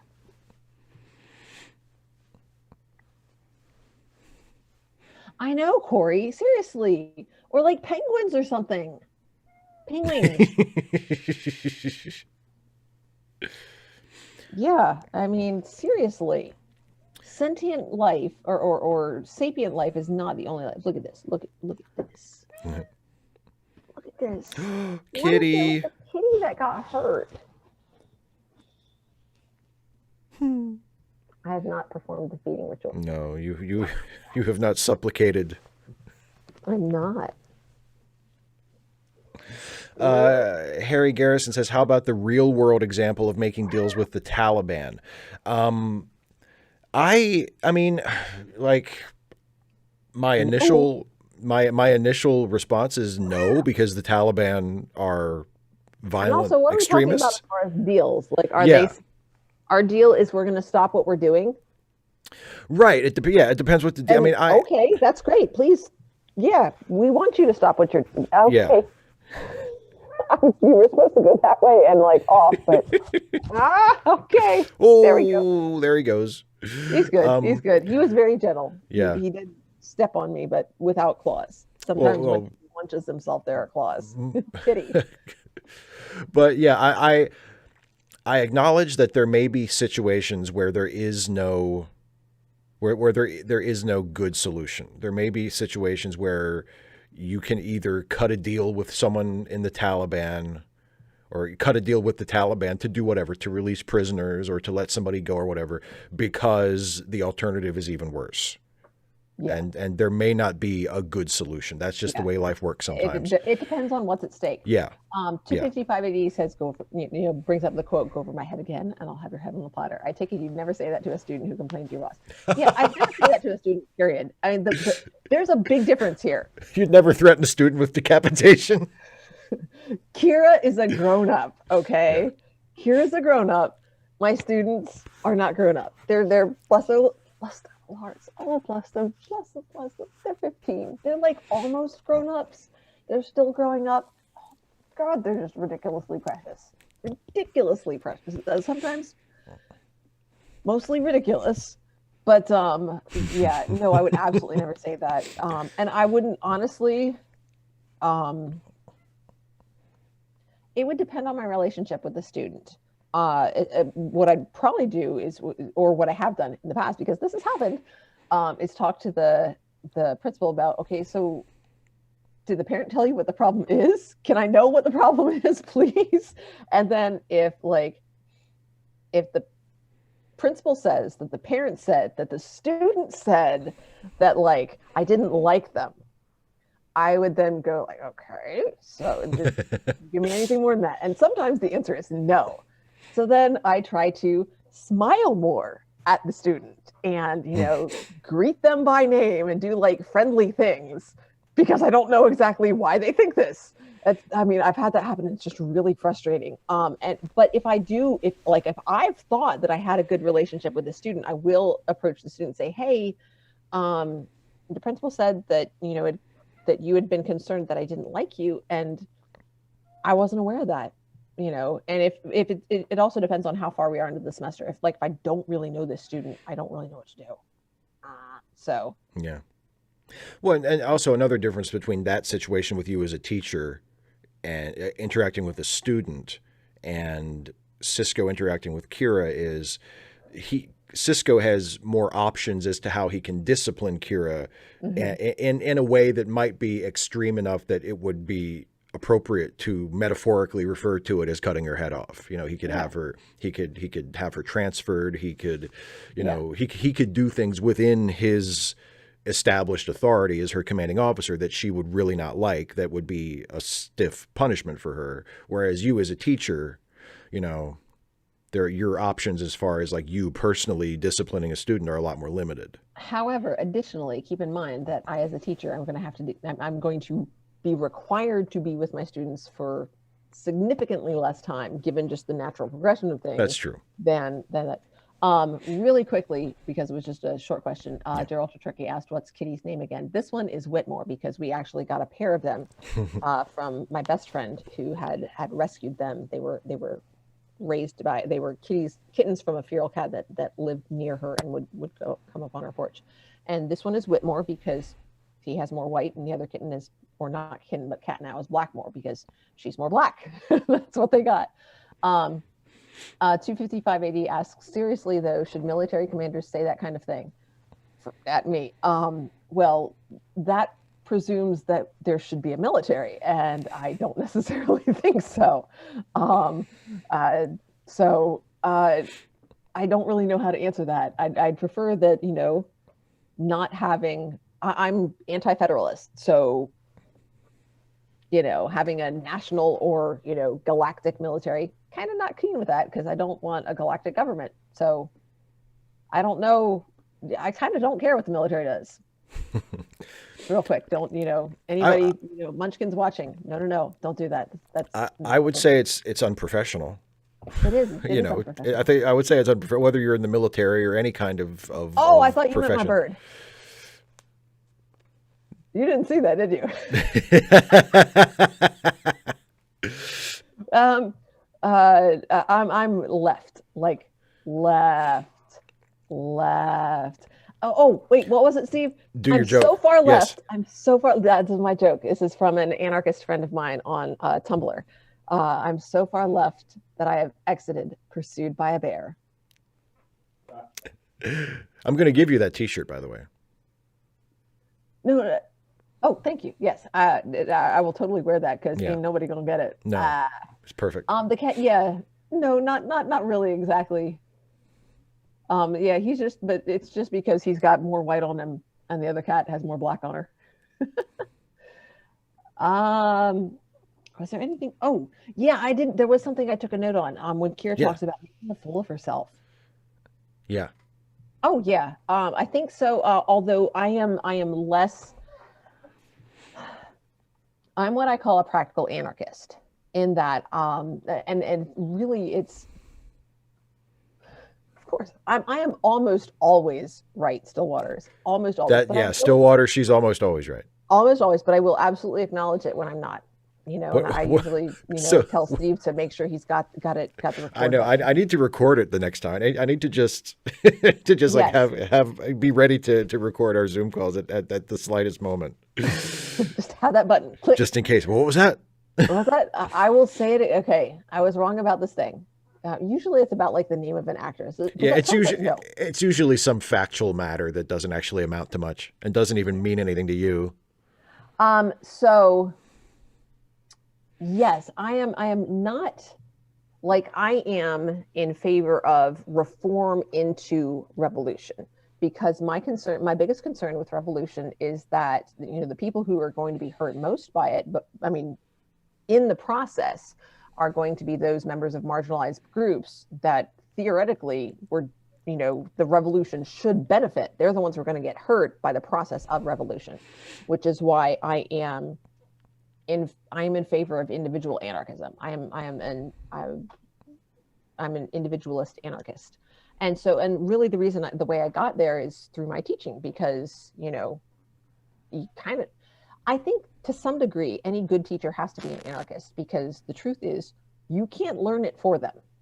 You're in a position of authority in the classroom. The truth is you don't have any authority. You don't really have authority. I mean, yes, there are things that you can do and you can externalize, but if you do that, you're not being a good teacher. I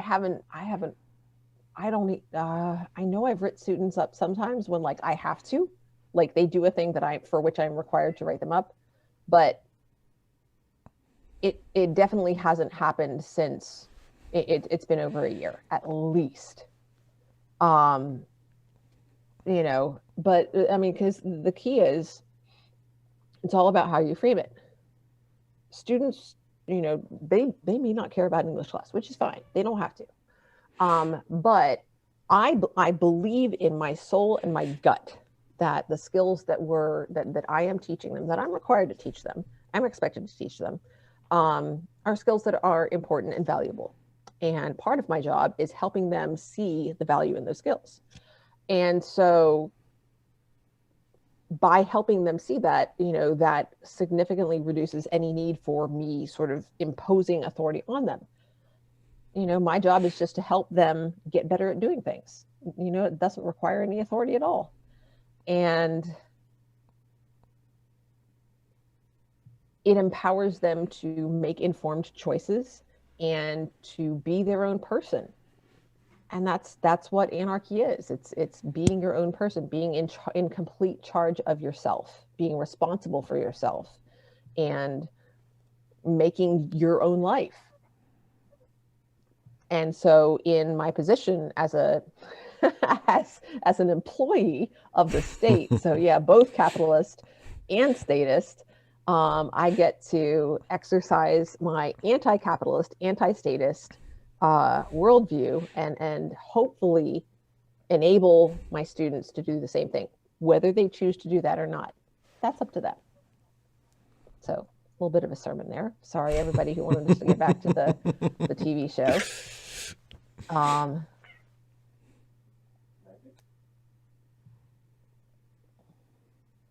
Yeah, and what Caitlin says in the chat just now sounds a lot like what you're expressing as far as your concerns with like a violent revolution, that as long if it harms people who are the most vulnerable people, then it's one thing. I mean, and as a teacher, I'm very, very careful about it. One of the books that we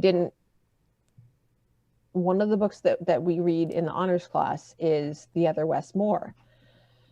And it's a memoir by a Black man, and so the issue of race comes up. And so I am very careful in how I frame that, and how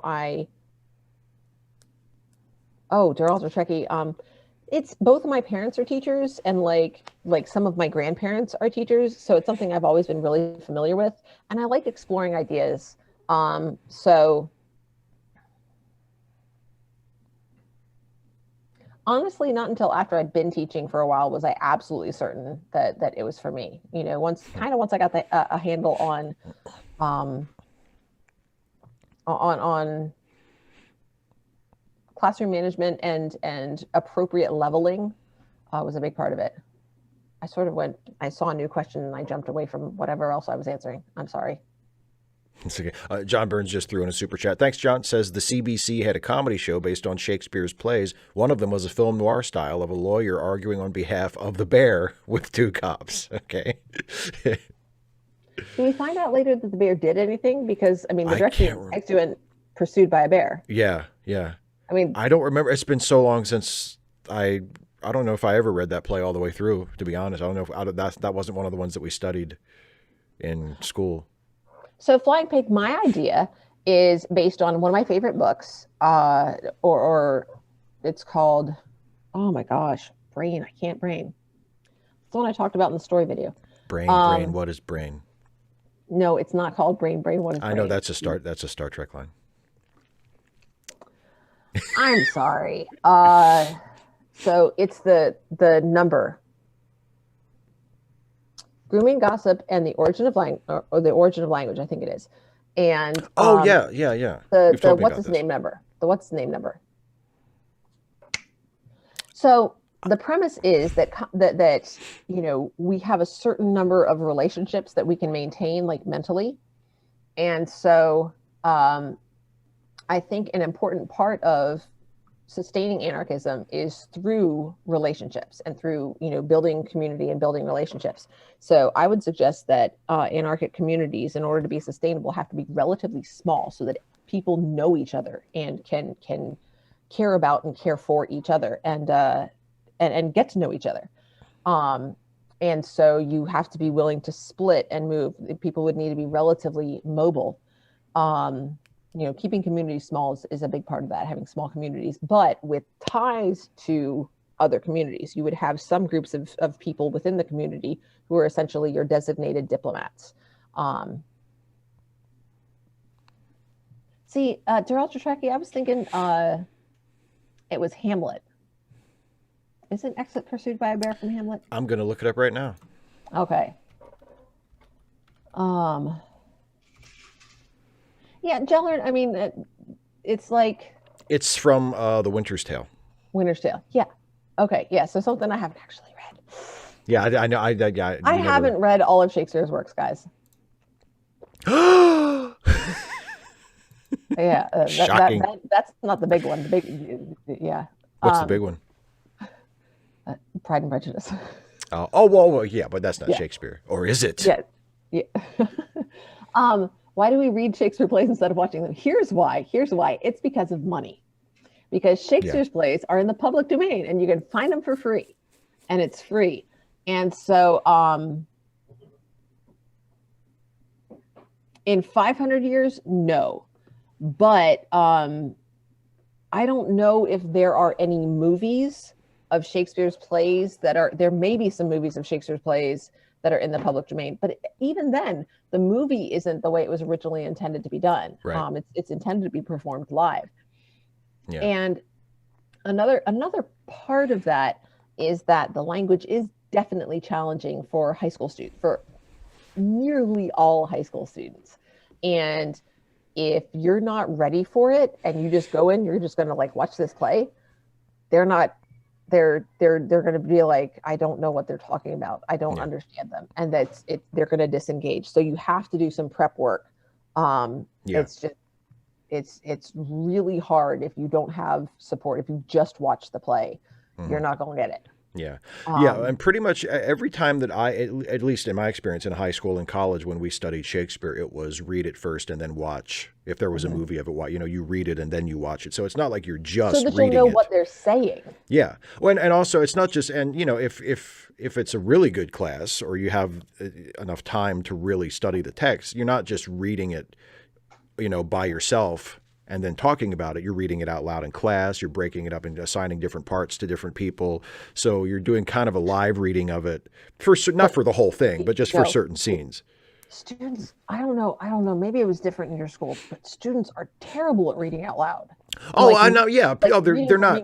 It's like so painful to listen It's to. not good, but it's just to, Well, then why to would sort you of, do it if it's not good? well, because it's a dramatic text. It's meant to But be they're not reading it performed. dramatically. Well, And but they're they're not performing it. They're just like, they're maybe getting the words out. No, I am like, okay, but I'm just saying it's not. In my experience as a student, it was never just with Shakespeare. It was never just it was reading never it. just the text, Yeah, like the printed words. the performance Harry, was a part of learning it. Yeah, yes, having some sort of performative aspect. yeah. Harry asks about teaching in rural Hawaii.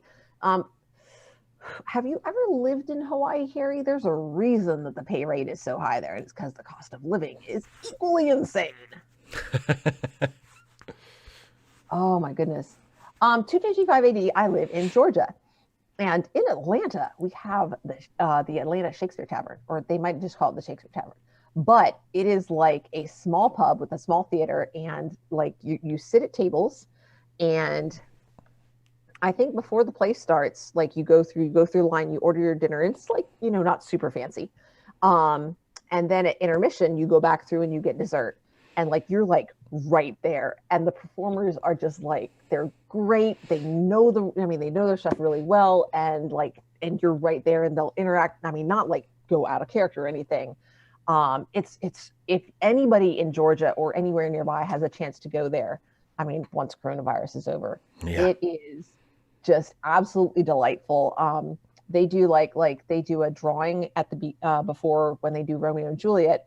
They do a drawing, and if whoever's name they draw, they get that person up and they get them into costume and have them read the prologue to Act 1, Scene 1. And I got to do that, and it was really cool. Awesome. And yeah, they're like, I was like, well, actually know this. They're like, well, just take this out with you. And I was like, I got this. And so I went out there and I performed it. And the person, the actor who was standing next to me is like, have you done this before? I'm like, I teach 9th grade English. I got this. We study Romeo and Juliet. So, it's a great atmosphere.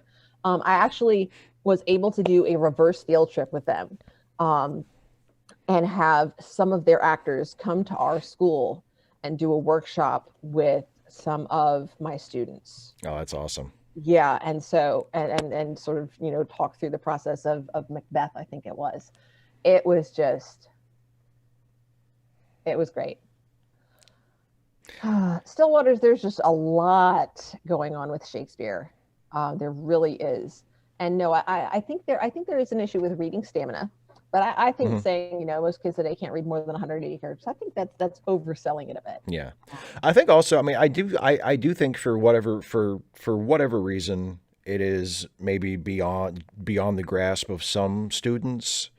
But in my experience, because I used to have a hard time comprehending Shakespeare too when we first started studying it in high school. But for me, it was just a matter of reading it enough that you just have to you kind of key into it. Like you build up some familiarity. Yeah, you once you get the sentence structure and the vocabulary and most like student texts of Shakespeare have vocabulary, have footnotes, and if it's like an unusual word, they tell you what it means. Even then, I mean, you're going up and down and back and forth or out to the margin, and it's manipulating the text that way is a skill. Yeah. That's a skill too. Yeah, but you just kind of you have to key into it. You have to familiarize yourself with it enough that it starts to make sense. And actually, and hearing it performed can help with that.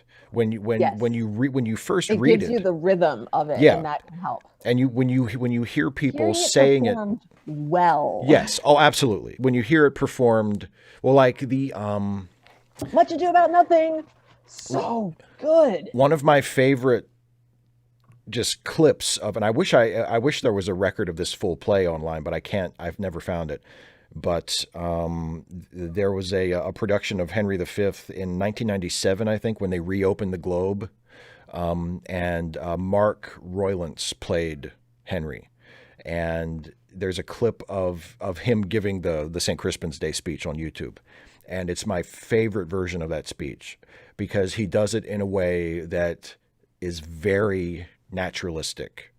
You know, it's not like the big grand, like even Kenneth Branagh gave it like he was giving a speech, like he was giving like a big grand, you know, rousing speech, and which it's meant to be. But when Mark Rylance does it, it's it's like he's talking to the other people on stage. He's not just projecting to the audience. He's speaking to the other characters and connecting with them in a very personal, natural way.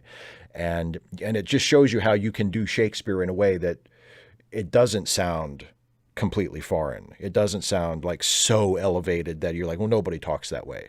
You know, it sounds plausible, and that's hearing it like that can help to sort of unlock that for you when you're reading it. You know.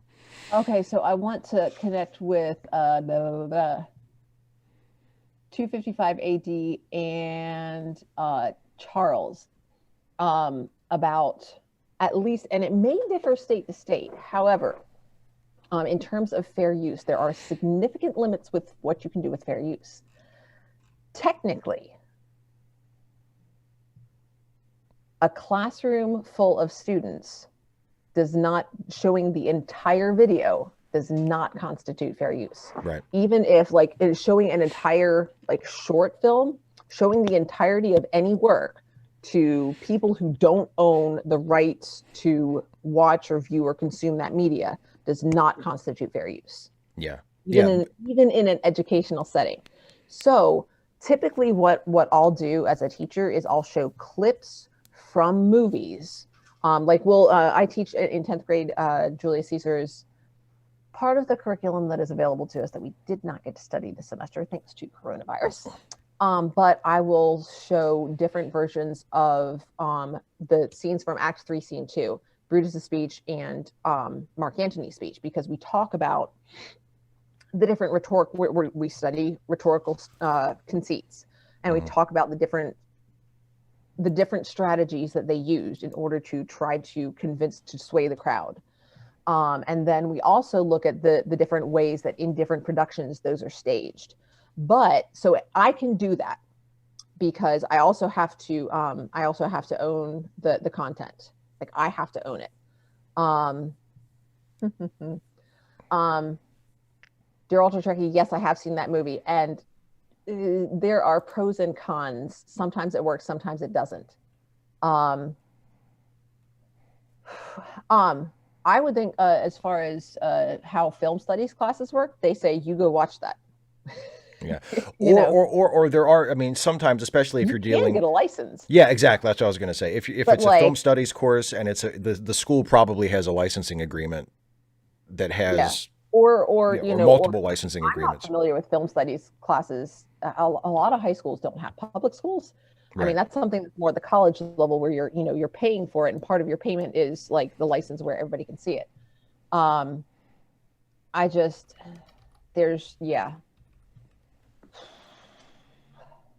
So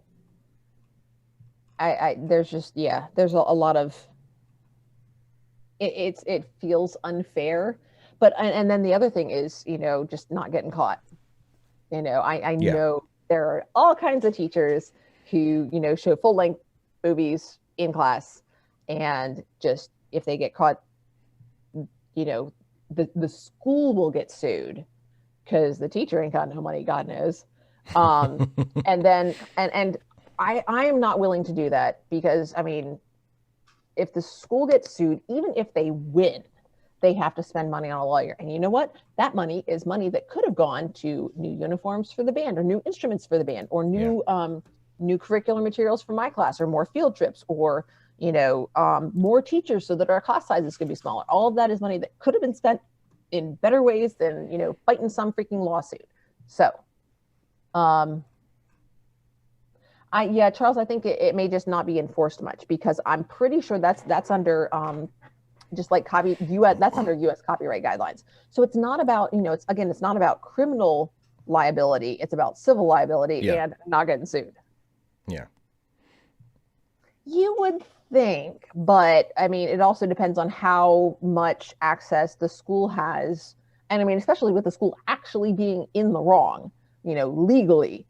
I mean, so honestly, copyright shouldn't last as long as it freaking does. No. There is a sense in which, yes, the creator of a work should, given that we live in a capitalist society, should be able to profit off of it. But the whole idea is that public domain exists because there is a public benefit to art.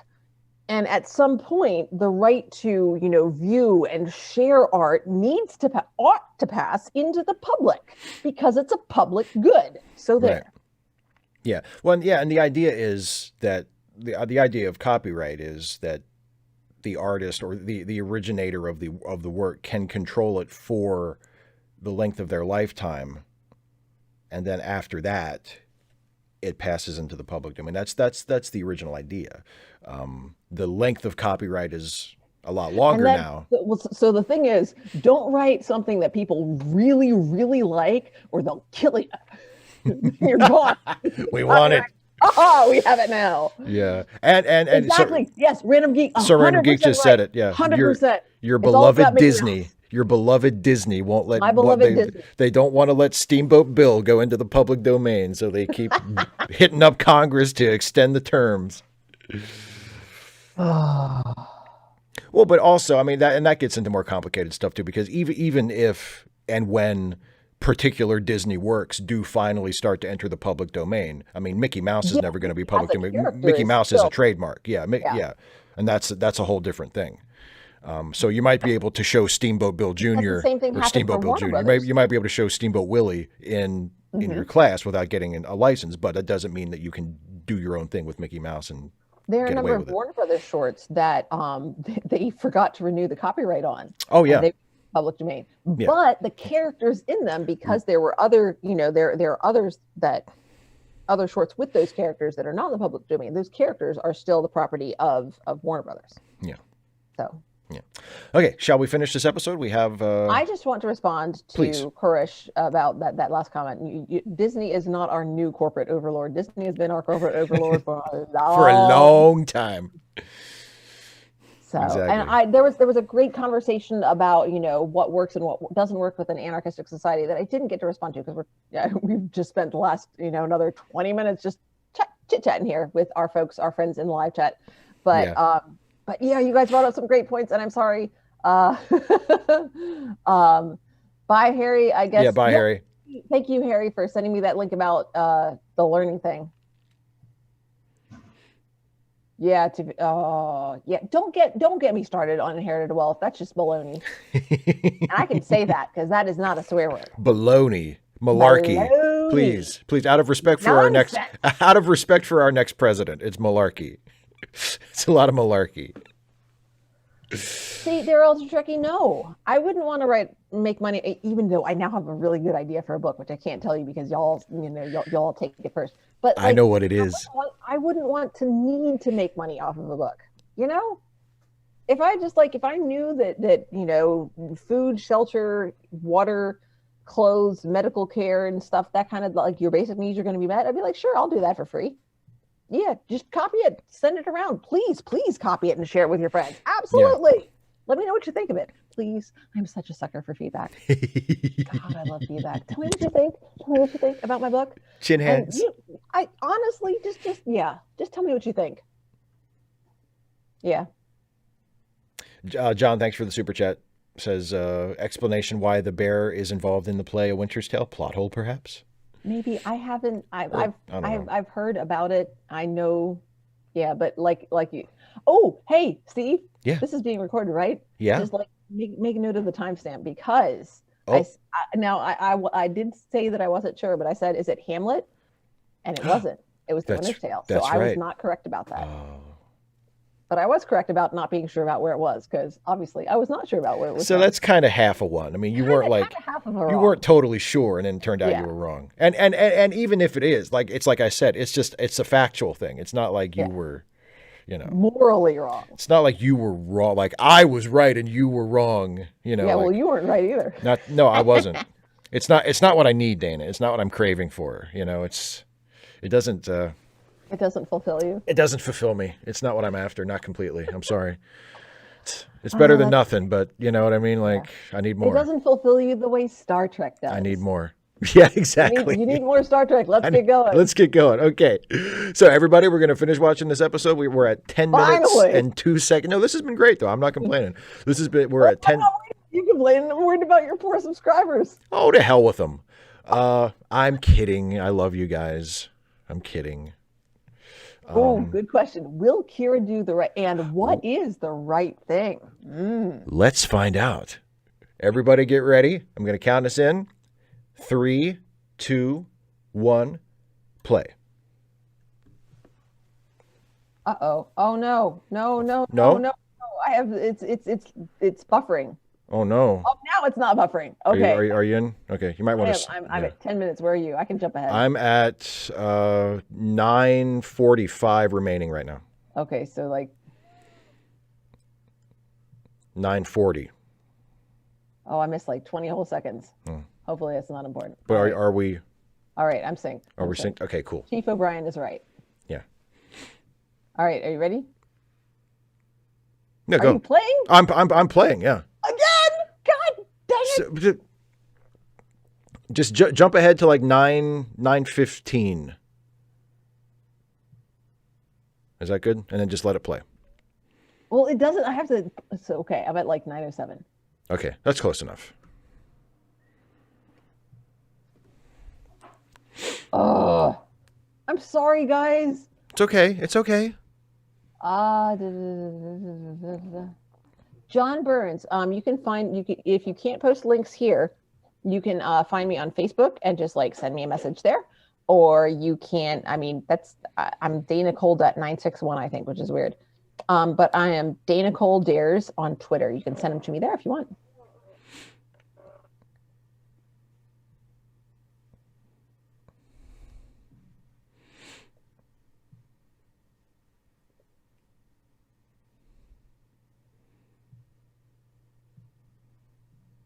Caitlin, yeah, the idea of aiming for goals that you can't actually meet, but that making progress toward them works. I mean, for example, for school, 100%, 100% pass rates on all, state exams and 100% graduation rates. You don't get there without, messing around somewhere. But why would you aim for lower than that?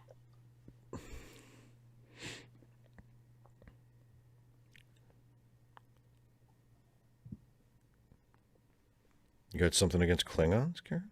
Well, you were saying you didn't want to be indebted to the Federation and you didn't want to be indebted to the, you didn't want to be under the control of the Cardassians. Are you okay with being controlled by the Klingons? Like, seriously, dude.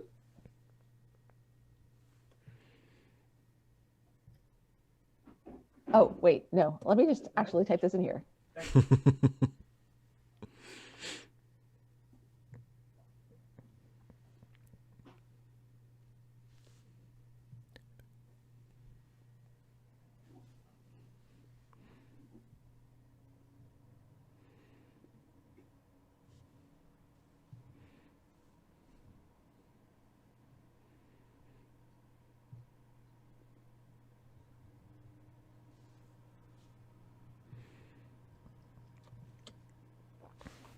I know that much, Daryl's a Trekkie.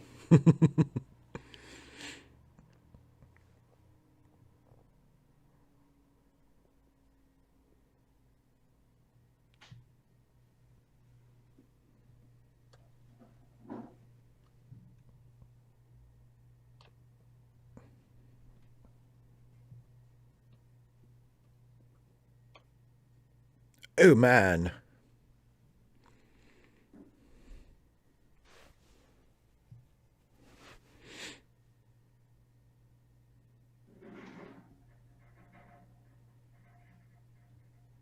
Oh!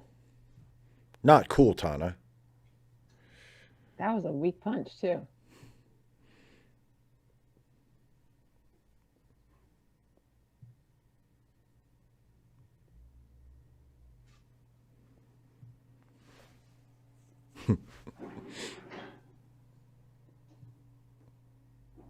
Nope.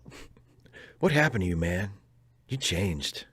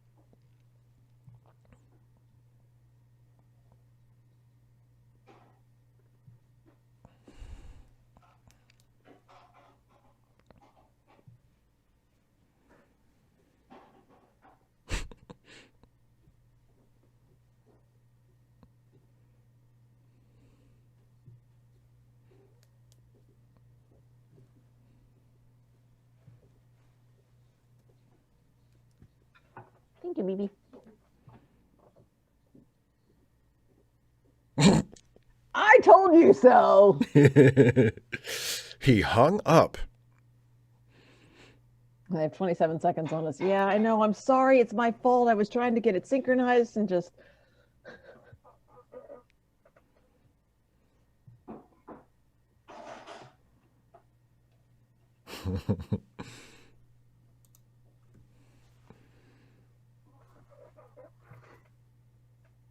Right?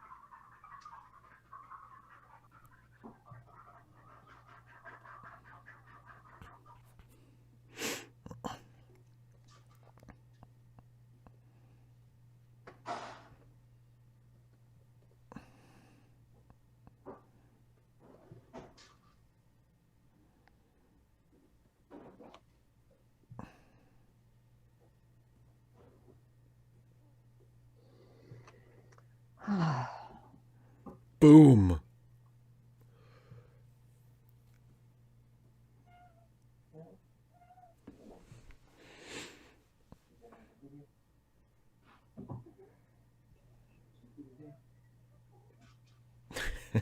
Darren, that's an excellent question. Why is there a big red button? There's.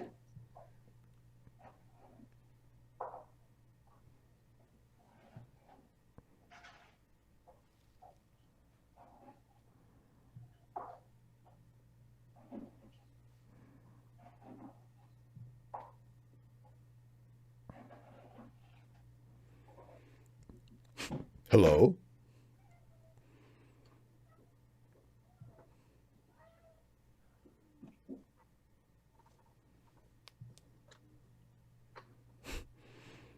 Resistance is futile, Commander.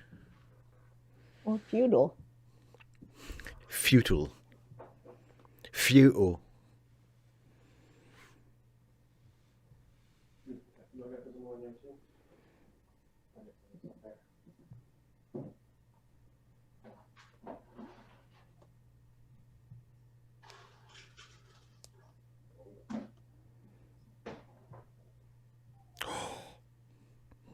Not nice, Tana.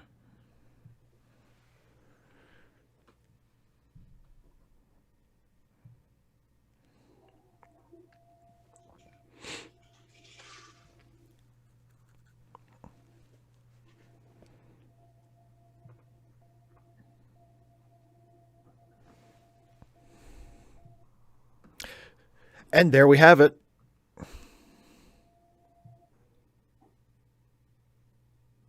You can stop. Thank you for your permission. You can stop watching it now, Dana.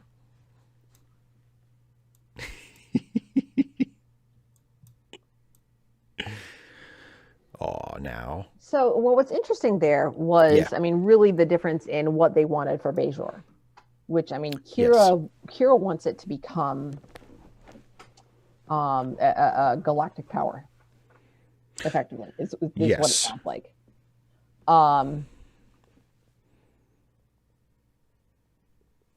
But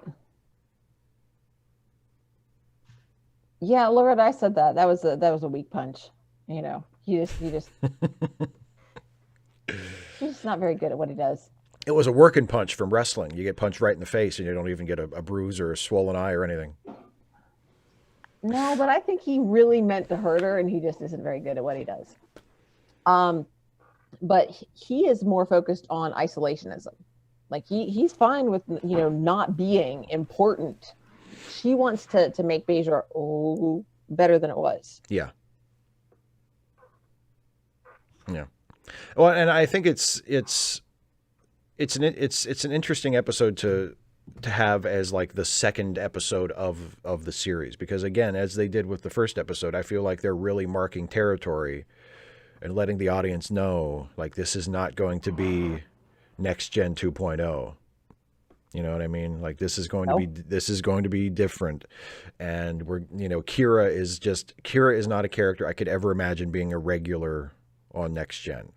I mean, even Ensign Ro, who was the Bajoran character who preceded her on TNG, like, she did not have this degree of ambivalence or divided loyalty or dark history.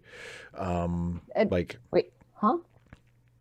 She says the captain that, she does have some ambivalence with Tana, because Tana wants things for Bajor that are different from what she sees as what's best for Bajor.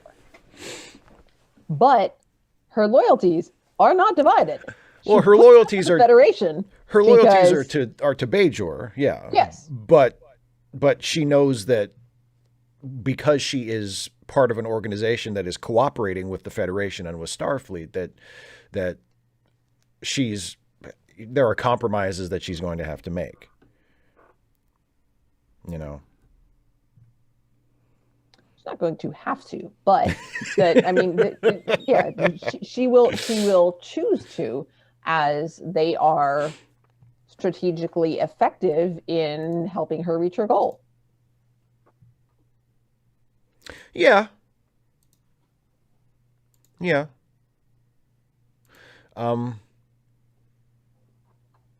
Yeah. So, any other thoughts? Any other thoughts on the episode? I think we pretty much covered Garak and Bashir pretty well, but yeah, I wish we got to the little closer there.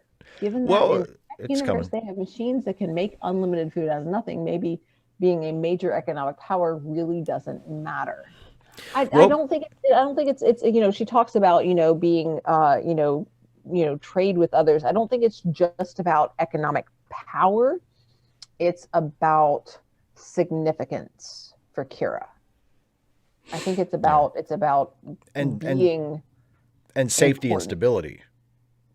And the stability that I like being a planet that is strong enough that Cardassia or some other power can't just roll on in and take over on again. The way to it.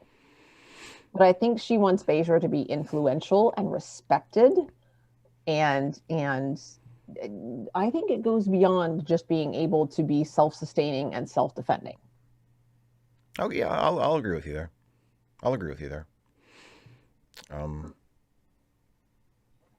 Well, because you remember in the pilot, it was Kira who pushed to move the space station close to the wormhole so that Bajor could stake a claim to it. Mm-hmm. It wasn't, and I think she basically says, like, for Bajor to establish like a foothold as a significant power in this section of space, that it needs to stake a claim to that wormhole. And here she's not just talking about the power to defend itself, to say hey, we matter. That's what it is. Right. Caitlin, absolutely. The idea that praxis comes first. It's one of the things that I'm nudging for, is the idea that with a couple of people that you can't. It is ineffective to argue people into your political beliefs. You can just get them to do stuff. Then that's how you get them to see that it works.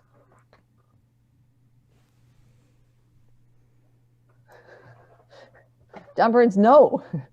I don't think capitalism would be better with no government. I think not capitalism would be better with no government. Thank you.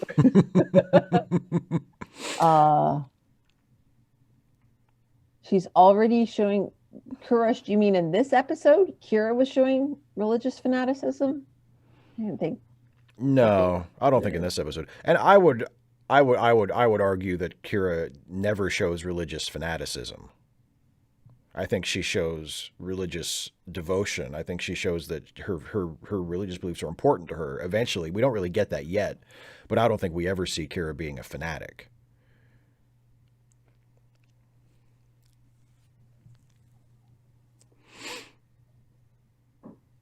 Yeah, but Flying Pig, Nukin Cardassia would have definitely would have meant that they would have been under the thumb of the Federation. I mean, the Federation, that's an act of war, and I can't imagine that the Federation would have been like, hey, we're cool with that. We're gonna let you. No. You do you.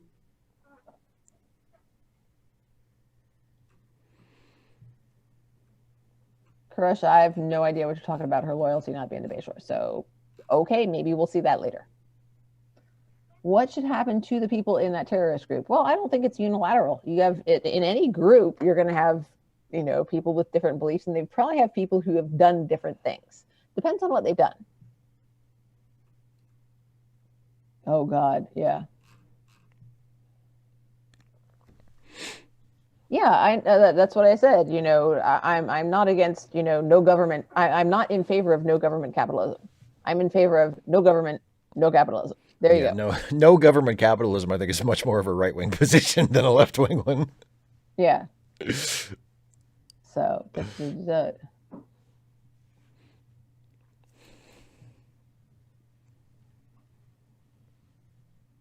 So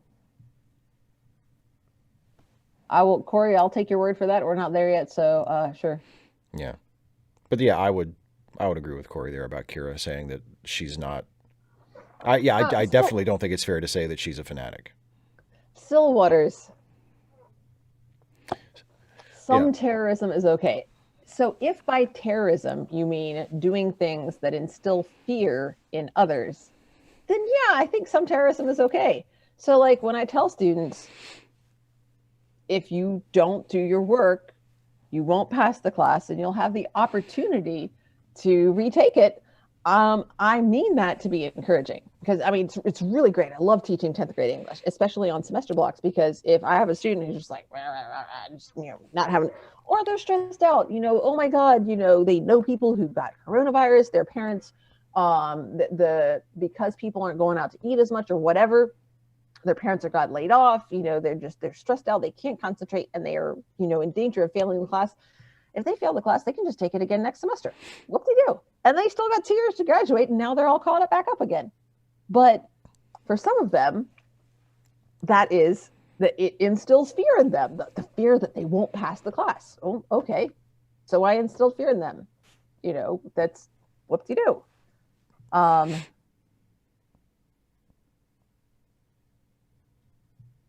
Yeah. So it really, it's, there's, I'm planning to take a look at, one of the things that I've thought about recently is the levels of violence and also levels of power. We talk about the idea that power corrupts, and absolute power corrupts absolutely. Yeah. But the idea, like Bajor being, controlled and not having any power, well, that's not good either. So exactly, where's the good part?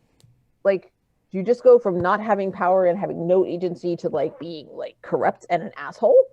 There's got to be some right. There's got to be a sweet spot. Where's the sweet spot? Yeah. So thinking about that. How would you feel about having a state with no capitalism? Yeah, I don't want that either. No. I'd prefer not. Thank you.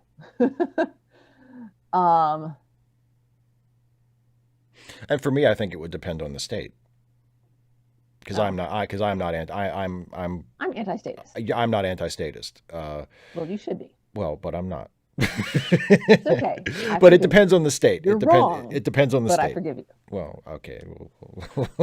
I'm glad that you forgive me. Yeah. That's okay, because I'm still working on you. You're not done yet. Yes. Well, no. Yeah, Terrell. That's what it's sounding like. 2 episodes in, that's what I'm getting. Yeah. Northeast Wisconsin socialist, we are our own masters. We do make our own choices. There are outside influences, but I mean, the truth is, regardless of Steve Shives, whether we recognize it or not, each of us is an anarchist. Oh, whether we acknowledge it or not. We make our own choices and we live with the consequences. I don't disagree with that. I mean, we talked about this.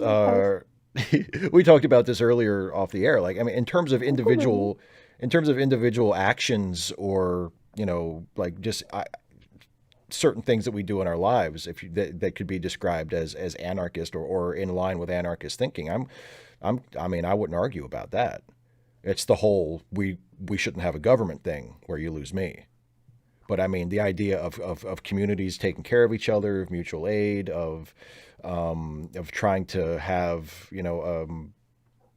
of challenging unjust institutions and unjust hierarchies. Like I'm on board with all of that. But it's when you get to the point of, and we can have a society without any government, is when I say, oh, okay, that you lost me, Oh, Jim McClure, Yes. Jim McClure. We're going to talk about this on Friday. We are going to talk about this on Friday. So, yeah, because we're doing we're doing chapter 3 of the dispossessed. Of the dispossessed, which I have right here. They talk about the difference between a government and an organization, and the question comes down to authority. So, does the government have authority over the people? If so, then it's a state. No, that's bad. I would not. Then I would be against that. Can left-wing nationalism evolve into right-wing nationalism? Well, yeah. I mean, look at the Russian Revolution in Animal Farm. I mean, the Animal Farm is a great folkloric retelling of what happened in the Russian Revolution and how that became incredibly fascist. Yeah. So, short answer, yes. Are you an anarchist? The answer may surprise you. I like the way you put that, Some Random Geek.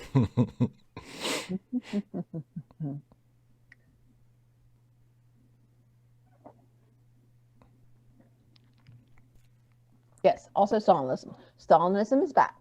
Let's be clear. I think we can agree on that.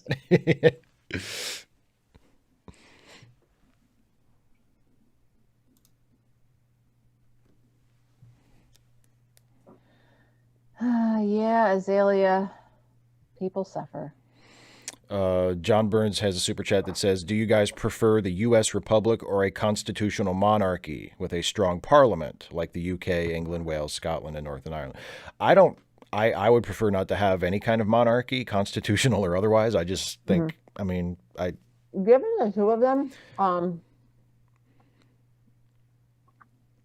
and I mean, I really take the monarchy part out of it and just compare like what we have to a more parliamentary system, I think is the better comparison.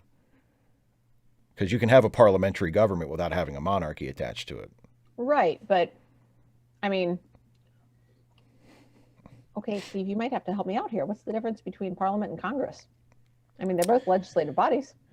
They are, well, but with a parliamentary system, the head of parliament, the prime minister, would also be not in every case, but would be the head of the government. Would be the head of, like, with our system, we have a separation of, we have different branches of the government. And we have a legislative branch and we have an executive branch that is separate, and the president is our head of state. Whereas in a parliamentary system, the prime minister would be the head of state. Although in a constitutional monarchy, technically the monarch is the head of state, but the prime minister is, the head of state, as in like they don't have a separate executive branch.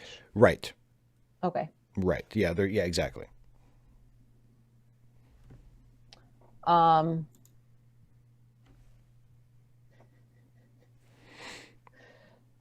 getting his fingers wrapped, his knuckles wrapped. And Shane Markle, are there parliamentary systems without monarchs? Yeah, I think Israel has a parliamentary system. I think Russia has a parliamentary system. I think actually parliamentary systems are far more common in democracies around the world than our separation than between our federal executive system. and I think so. legislative. Yeah.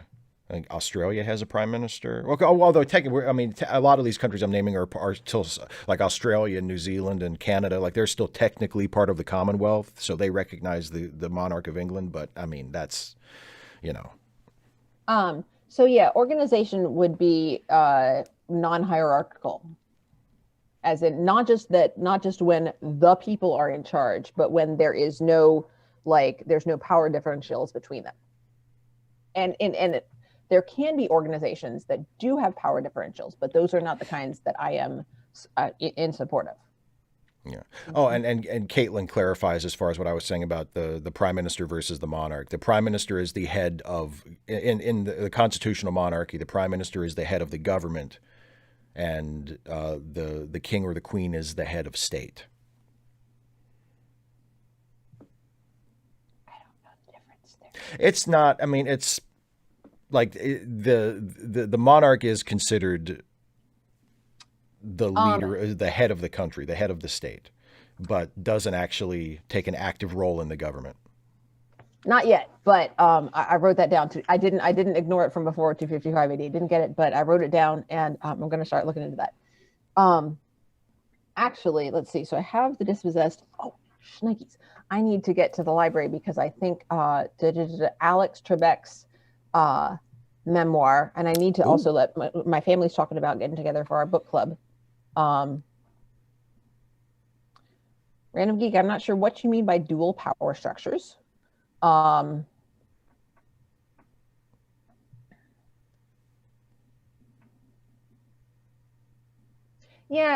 Clevin, yeah, I was kind of thinking that, but they just do it in a different way. So it's just sort of same stuff, different day is kind of the phrase. That's my PC version. Yeah.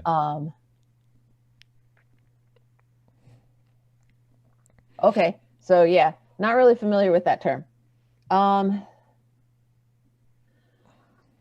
haven't been doing a lot of reading lately, honestly.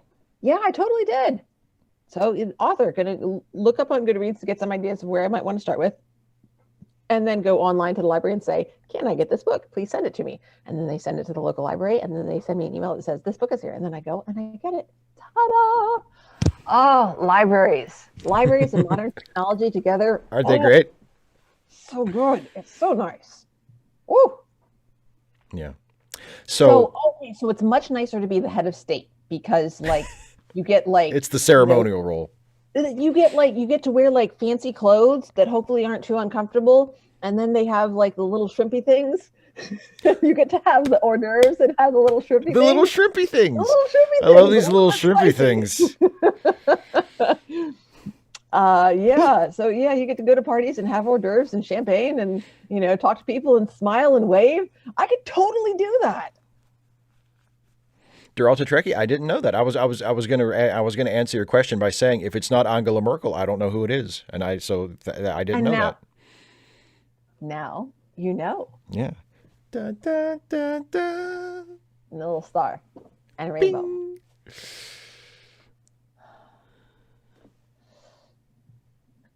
I would say collectivism in action. Because at least here, public libraries, I mean, they're public libraries, but they're run through the government. So not completely anarchist. Yeah, it's difficult to argue that libraries are anarchist if they're government institutions. Yeah. Here, and a super chat from the Flying Pig that says, Dana, you say you're against there being a military, but does that mean you would be in favor of the U.S. dismantling its military right now? I ask in the context of China and Russia rising as global powers and threats. First of all, Flying Pig, thank you so much for the super chat. Indeed. But just like I say, this is one of the reasons that I say I'm not revolutionary, because any sort of sudden change, it's going to be painful. I don't like pain. So I am so much in favor of reducing our military gradually. And spending some of that money, I don't know, maybe taking care of the veterans who served in the military and now have all kinds of freaking problems because they served in the military.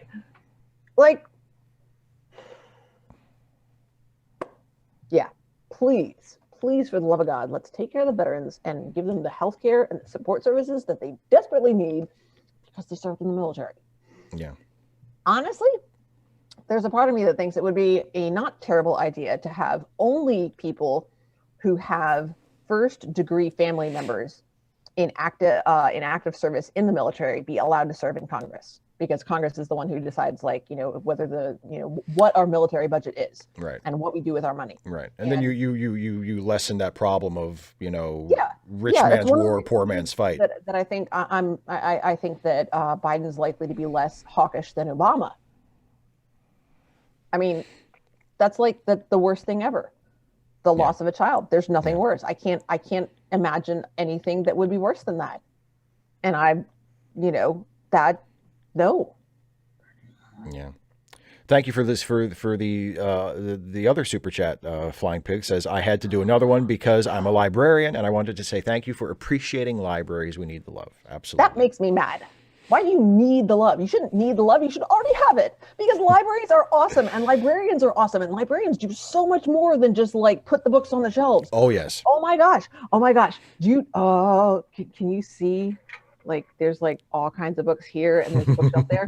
We have a library. Like, I don't have the pictures like right here easily accessible, but we have our guest room is like literally wall to wall to wall to wall books.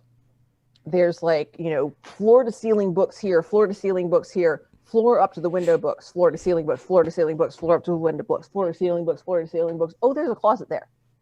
And then there's the door. Like, literally, my husband, quote unquote, built bookshelves. And by that, I mean, he got cinder blocks and pine planks and just set them up, and then books. And the way I got this was because the American Library Association has an annual conference. And did you know, like, it's really expensive to go to the conference, like really expensive as far as teachers go. It's like $400, but you can get an exhibit hall pass for like 25 or 35. It's probably up to $50 by now. Do you know who's at the exhibit hall? Publishers. Do you know what publishers have? They have books, and they have advanced readers copies, and they just give you books. So you just back a truck up and say, "Give me the books." No. This is how cheap I am. You park several blocks away where the parking is free, and then you take your backpack and you go in. You load up the backpack. You get the books, and then you go and you take the books to the truck. And then you unload the backpack, and then you back and forth. And you back go and back. Forth. And they tell you what time, what book is going to be available. So you plan it out. And sometimes you have to decide, because some of the books are going to be really popular. I got Lois Lowry. Really cool. And so, like, some of the books are going to be really popular, which means there's going to be a line. So you have to prioritize. Do I want to spend 30 minutes in this line when I could be spending that 30 minutes going around and getting other books? Oh, gosh. Books. And so anyway, so librarians also don't have to be. I mean, I guess they could just like take care of the library, but they're also very aware of like current media and different applications that you can use that are usually things that are free to help you do your taxes and apply for jobs and things like that. And they're often very well versed in different books that have just come out. And if you liked this, why don't you try that? And making recommendations to you. And like, they're just great. Librarians are awesome, and libraries are awesome. Libraries are like one of my favorite things in the world. Like the opportunity to share stories. Oh, okay. So there are probably other questions that I've ignored. I'm sorry. But I love libraries and I love librarians.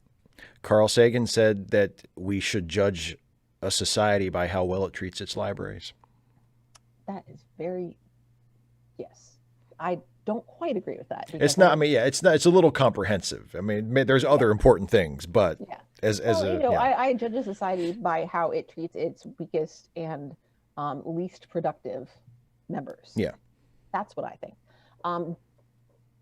Jalem says, if the government has no authority, how does it fund the collective actions that are vital for society? Well, and that the dispossessed gets into that because they are, living somewhere that if they don't work together, they are literally not going to survive. Yeah. So survival is kind of if these things are truly necessary for society to continue, people are going to do them.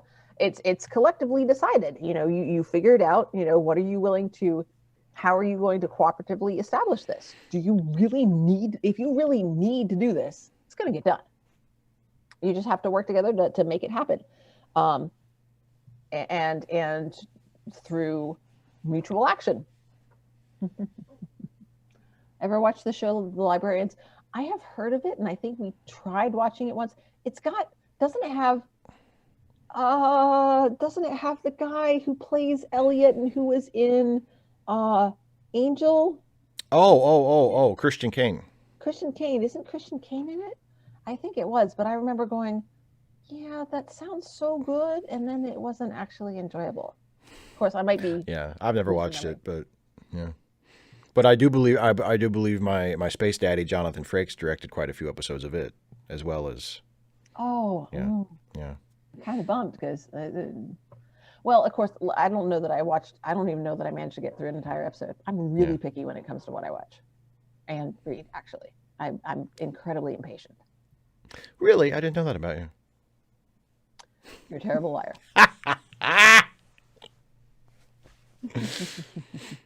Have I missed anything? Just ask again. I'm sorry. I kind of went off on just like a sermon or a rant or a soapbox about how much I love libraries.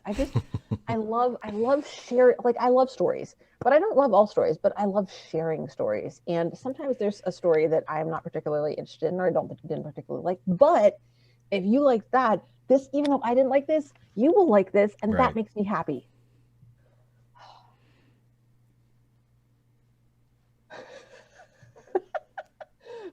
That's silly, Cicero. I mean, because like, there's the bathroom. I mean, and now I will, of course, that's not entirely accurate because our bathroom probably has books in it. I would be shocked if it didn't. I don't know if it does literally right now. Right now, but there have been like in the past. I'm going to go and soak in the tub, I'm taking a book with me. Right. You know? So it's one of the reasons that I prefer print books, because if I drop it in the tub, I'm like, oh no, get it out. Oh gosh, you know, the book is ruined, but it's one book. And, you know, if I'm reading like on, you know, on a tablet or something, drop that sucker in the tub, that's really not, they're all gone. The idea of losing all your books. No. Well, you just have to download them again. You have to get another device, dude. 255 AD, yes, Jonathan Frakes has directed tons of stuff aside from Star Trek. Jonathan Frakes directed stuff on Leverage. On Leverage. He directed, Frakes has directed, he got his start directing on Star Trek, but he's directed tons of stuff outside of Star Trek. Obi-Wan, let me tell you, I will absolutely talk about if there's something that I didn't like. I will tell you all the things about what I didn't like about it. Oh, and Rebecca Romijn. Yeah. So Romaine. Yeah. So I see things in written. Well, now you know. I'm just it's no problem. Now you know. Rebecca Romaine. It somehow it came up about people's names. Oh no, it was in a post I shared on Facebook, and somebody said, you know, just being, you know, practicing, because then when you see it in print, you'll know how it sounds. I'm like, it doesn't always work that way. No. Water resistant is not the same as waterproof. Let's be really clear on that. I can tell you, it's not the same. I'm just saying, I've heard this. And also, it also comes, you know, it's a cost thing, because an actual waterproof e-reader costs probably more than a hardcover book. I would assume so, yeah.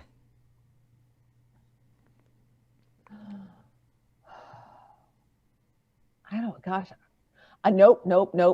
Dare Ultra Trekker, we have not gotten to my favorite episode. Might be the episode where the baseball episode might be, but then there's also the two teams job. Oh, that's so good. And I can't talk about it because Steve hasn't seen those. Yeah, we were what, episode 2 or 3 into season 2 the last time we watched. So yeah, we're still. Yeah. And then there was we've gotten past the Haagen-Dazs episode. Haagen-Dazs!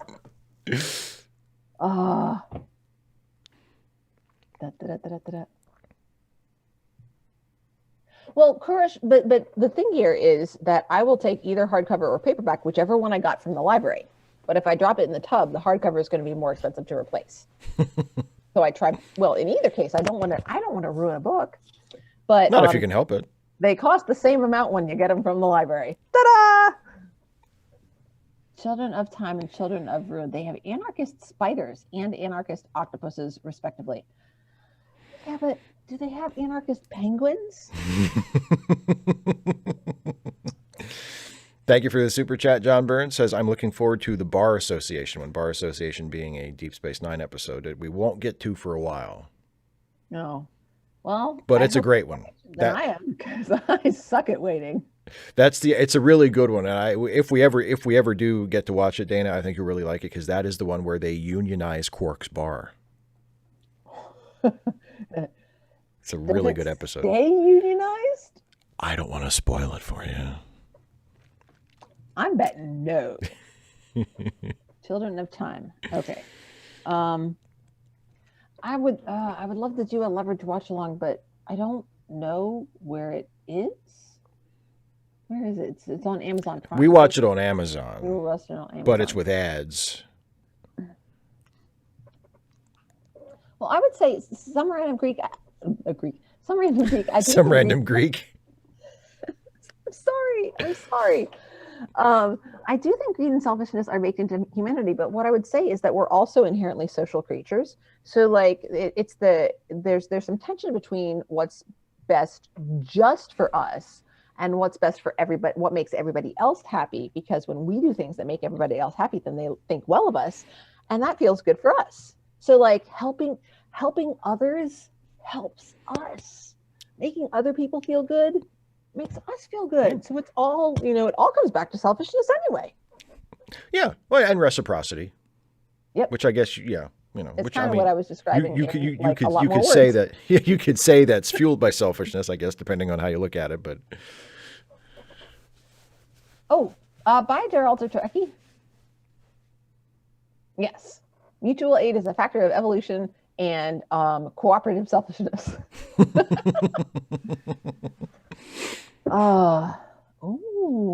The evolution of trust.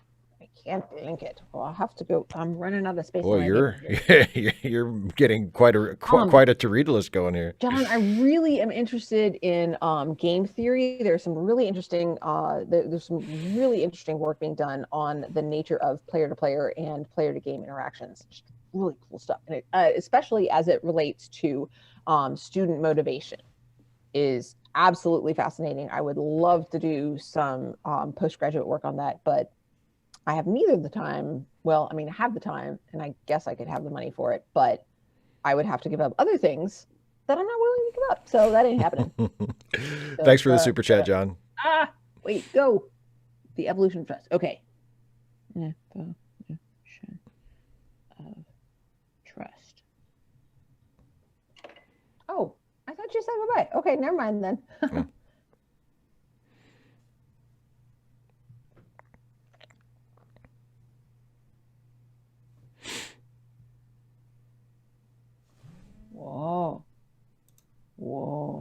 Whoa. What are you Keanu Reevesing at? All the emojis. Oh, yeah. From Still Waters.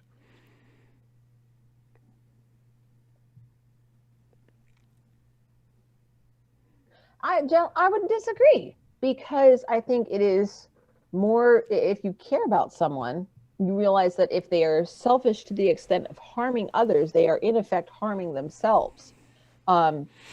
Meditation 17 by John Donne, everyone is connected to each other. If a clod falls into the sea, Europe is the less. So too is any damage to someone else affects me, because I'm a part of humanity. It may be indirect, but if someone cannot see that, that is their loss. And so by helping someone else be less selfish, less harmfully selfish, we are not only helping the group, we are also helping that person. Bye, Loretta. Thanks for stopping in. And the next Deep Space Nine watch is in 2 weeks. Next week, we're doing Firefly again. sword in me is a sword in you. Yeah, kinda. Except, I mean, I ain't got so far I ain't got a sword in me. Fingers crossed. Just twist that.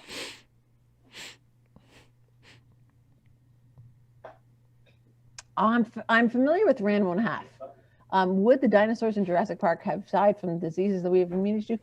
Probably not. How could you possibly answer that question? Like, Well, I would think probably not, just because dinosaurs are significantly biologically different from humans. I mean, lizards and even though they're not lizards, I think the dinosaurs in Jurassic Park were created with like frog DNA. But so amphibians are different enough from humans that not so much transmission there. Joe, it'll be the second episode of Firefly. The first episode after the pilot is the next. After the intended pilot. Yeah. So. Yeah.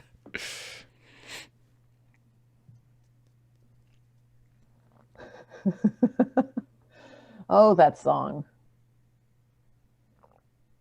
Yeah. Is this those of you who are more familiar? I haven't watched them in a while. Is this the one where we first meet Niska? Because I think that was a train job. There are a couple of parts in that I remember with some fondness, a great deal of fondness. Yeah, at Flying Peak, I think we all are. Yeah. Yeah, this has been quite a stream. We've been going for 3 hours. Holy smokes, we have. Yeah, I know. It's just, time flies when you're having fun, right? Because of all of our anarchist discourse. Yeah, that's true. And not just that. I mean, you talked a lot about teaching, and I mean, we had a lot of really interesting talks during the commercial breaks.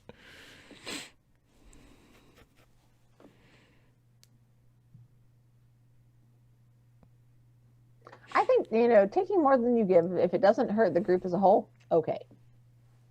That's fine. I'm fine with people doing that. You still got work to do. I'm sorry, some random geek. I still got work to do. No, I don't. I'm all caught up on my grading. No, that's not true. I had some students who worked hard today, even though they were not required to attend.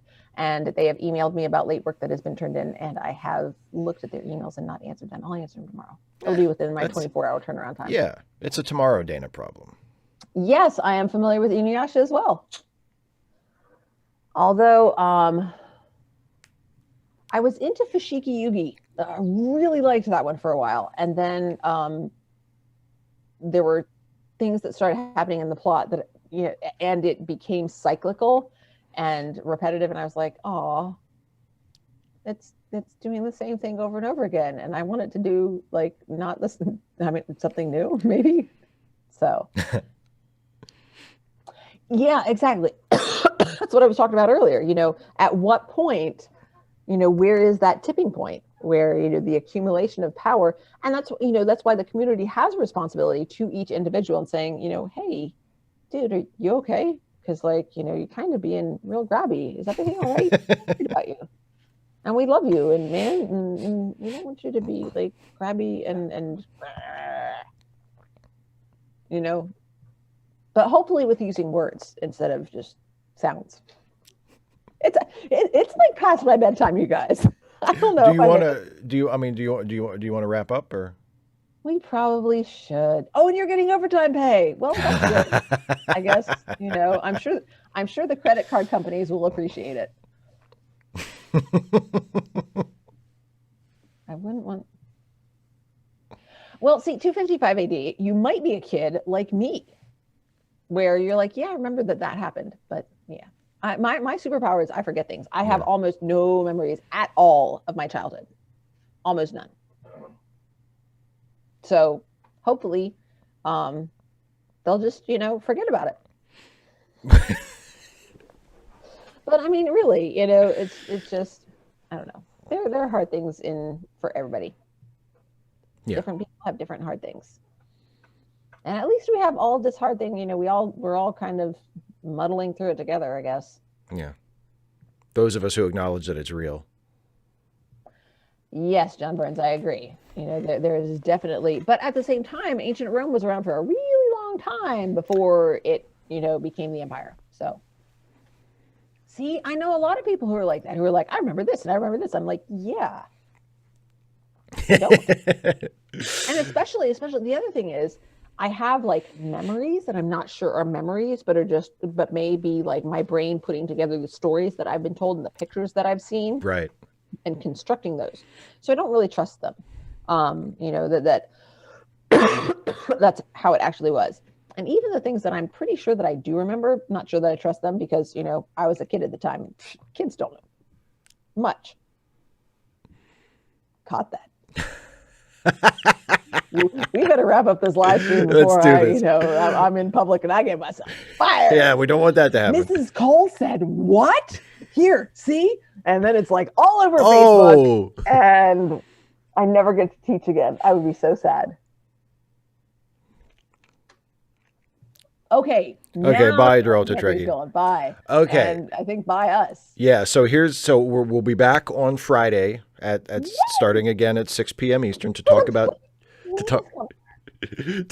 Chapter 3 of The Dispossessed for the next edition of Read Away. And announcement. I don't think I've talked about this publicly yet, but Monday, my guest for yes! Dana knows. Monday, my guest on the conversation stream streaming at 6 p.m. Eastern time will be the one and only Anita Sarkeesian. So that's going to be awesome. I've been a guest on Anita's podcast, her Star Trek podcast, a couple of times, the Feminist Frequency Star Trek podcast, and she's going to be my guest on this channel for a live stream on Monday. So that's going to be awesome. And then next Wednesday we'll be back for our Firefly watch along for episode 2 of Firefly. And there you go. I think that brings us up to date. So Read Away on Friday. I am such a fan of Anita. Yeah. Oh yeah. She's great. She's great. So yeah. Okay. So now I get to tell tales because like when Steve was making up his wish list for the interview show. Take credit for it. Yeah. I was like, what about Anita? And he's like, yeah, but she's really busy today. I'm like, put her on your wish list. And I'm like, would you want her to be on the show? Well, yeah. I was like, put her on your wish list, and you're going to write an email, and you're going to send that out. And if she says no, she says no. Then you're no worse off than, and he did. And I was like, she's going to say yes. And she did. I was right. Exactly. I was right. You were right, Dana. Do you need me to say it again? I don't need it. I will carry that. And like, those are the things that I remember. When people you're like, I didn't need you to say it the first time. I knew it. Yeah, I already knew. It is nice to hear it, though. I'm going to be so looking forward to that. I'm gonna bring my bag and be like, look, even though I won't actually be able to show it to anybody because I'll just be there in the chat. I'm so excited about that. Yeah, so that's Monday. Okay, and mention the charity links. Yes, and don't forget the charity links that Some Random Geek is always kind enough to put together for us and maintain. That is linked in the description of the video. Charity links for some friends of ours who need a helping hand, who are sort of down on their luck and need some financial support. If you can spare a few bucks, please go click that link. Check out the Google Doc with all of the various PayPals and GoFundMes and stuff that people are throwing up to get what they need, unfortunately. Yes, which is absolutely ridiculous. Which is ridiculous, especially in a country as wealthy as this one, but it shouldn't be the case anywhere, but seriously, especially in this country. What the heck? Let me tell you, I don't mean what the heck. I mean the other thing. You mean the other thing. The other thing. Yes.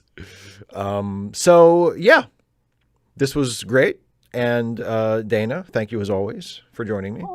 Hey, thanks, Steve, for letting me watch the TV show that you really like. And well, I'm not always agree with you about what you like about it. This was your idea. It's like I'm letting you watch it. Like, thanks for letting me watch this show you like, Steve. Oh, no problem, Dana. I know I'm putting myself out a little, but it's okay.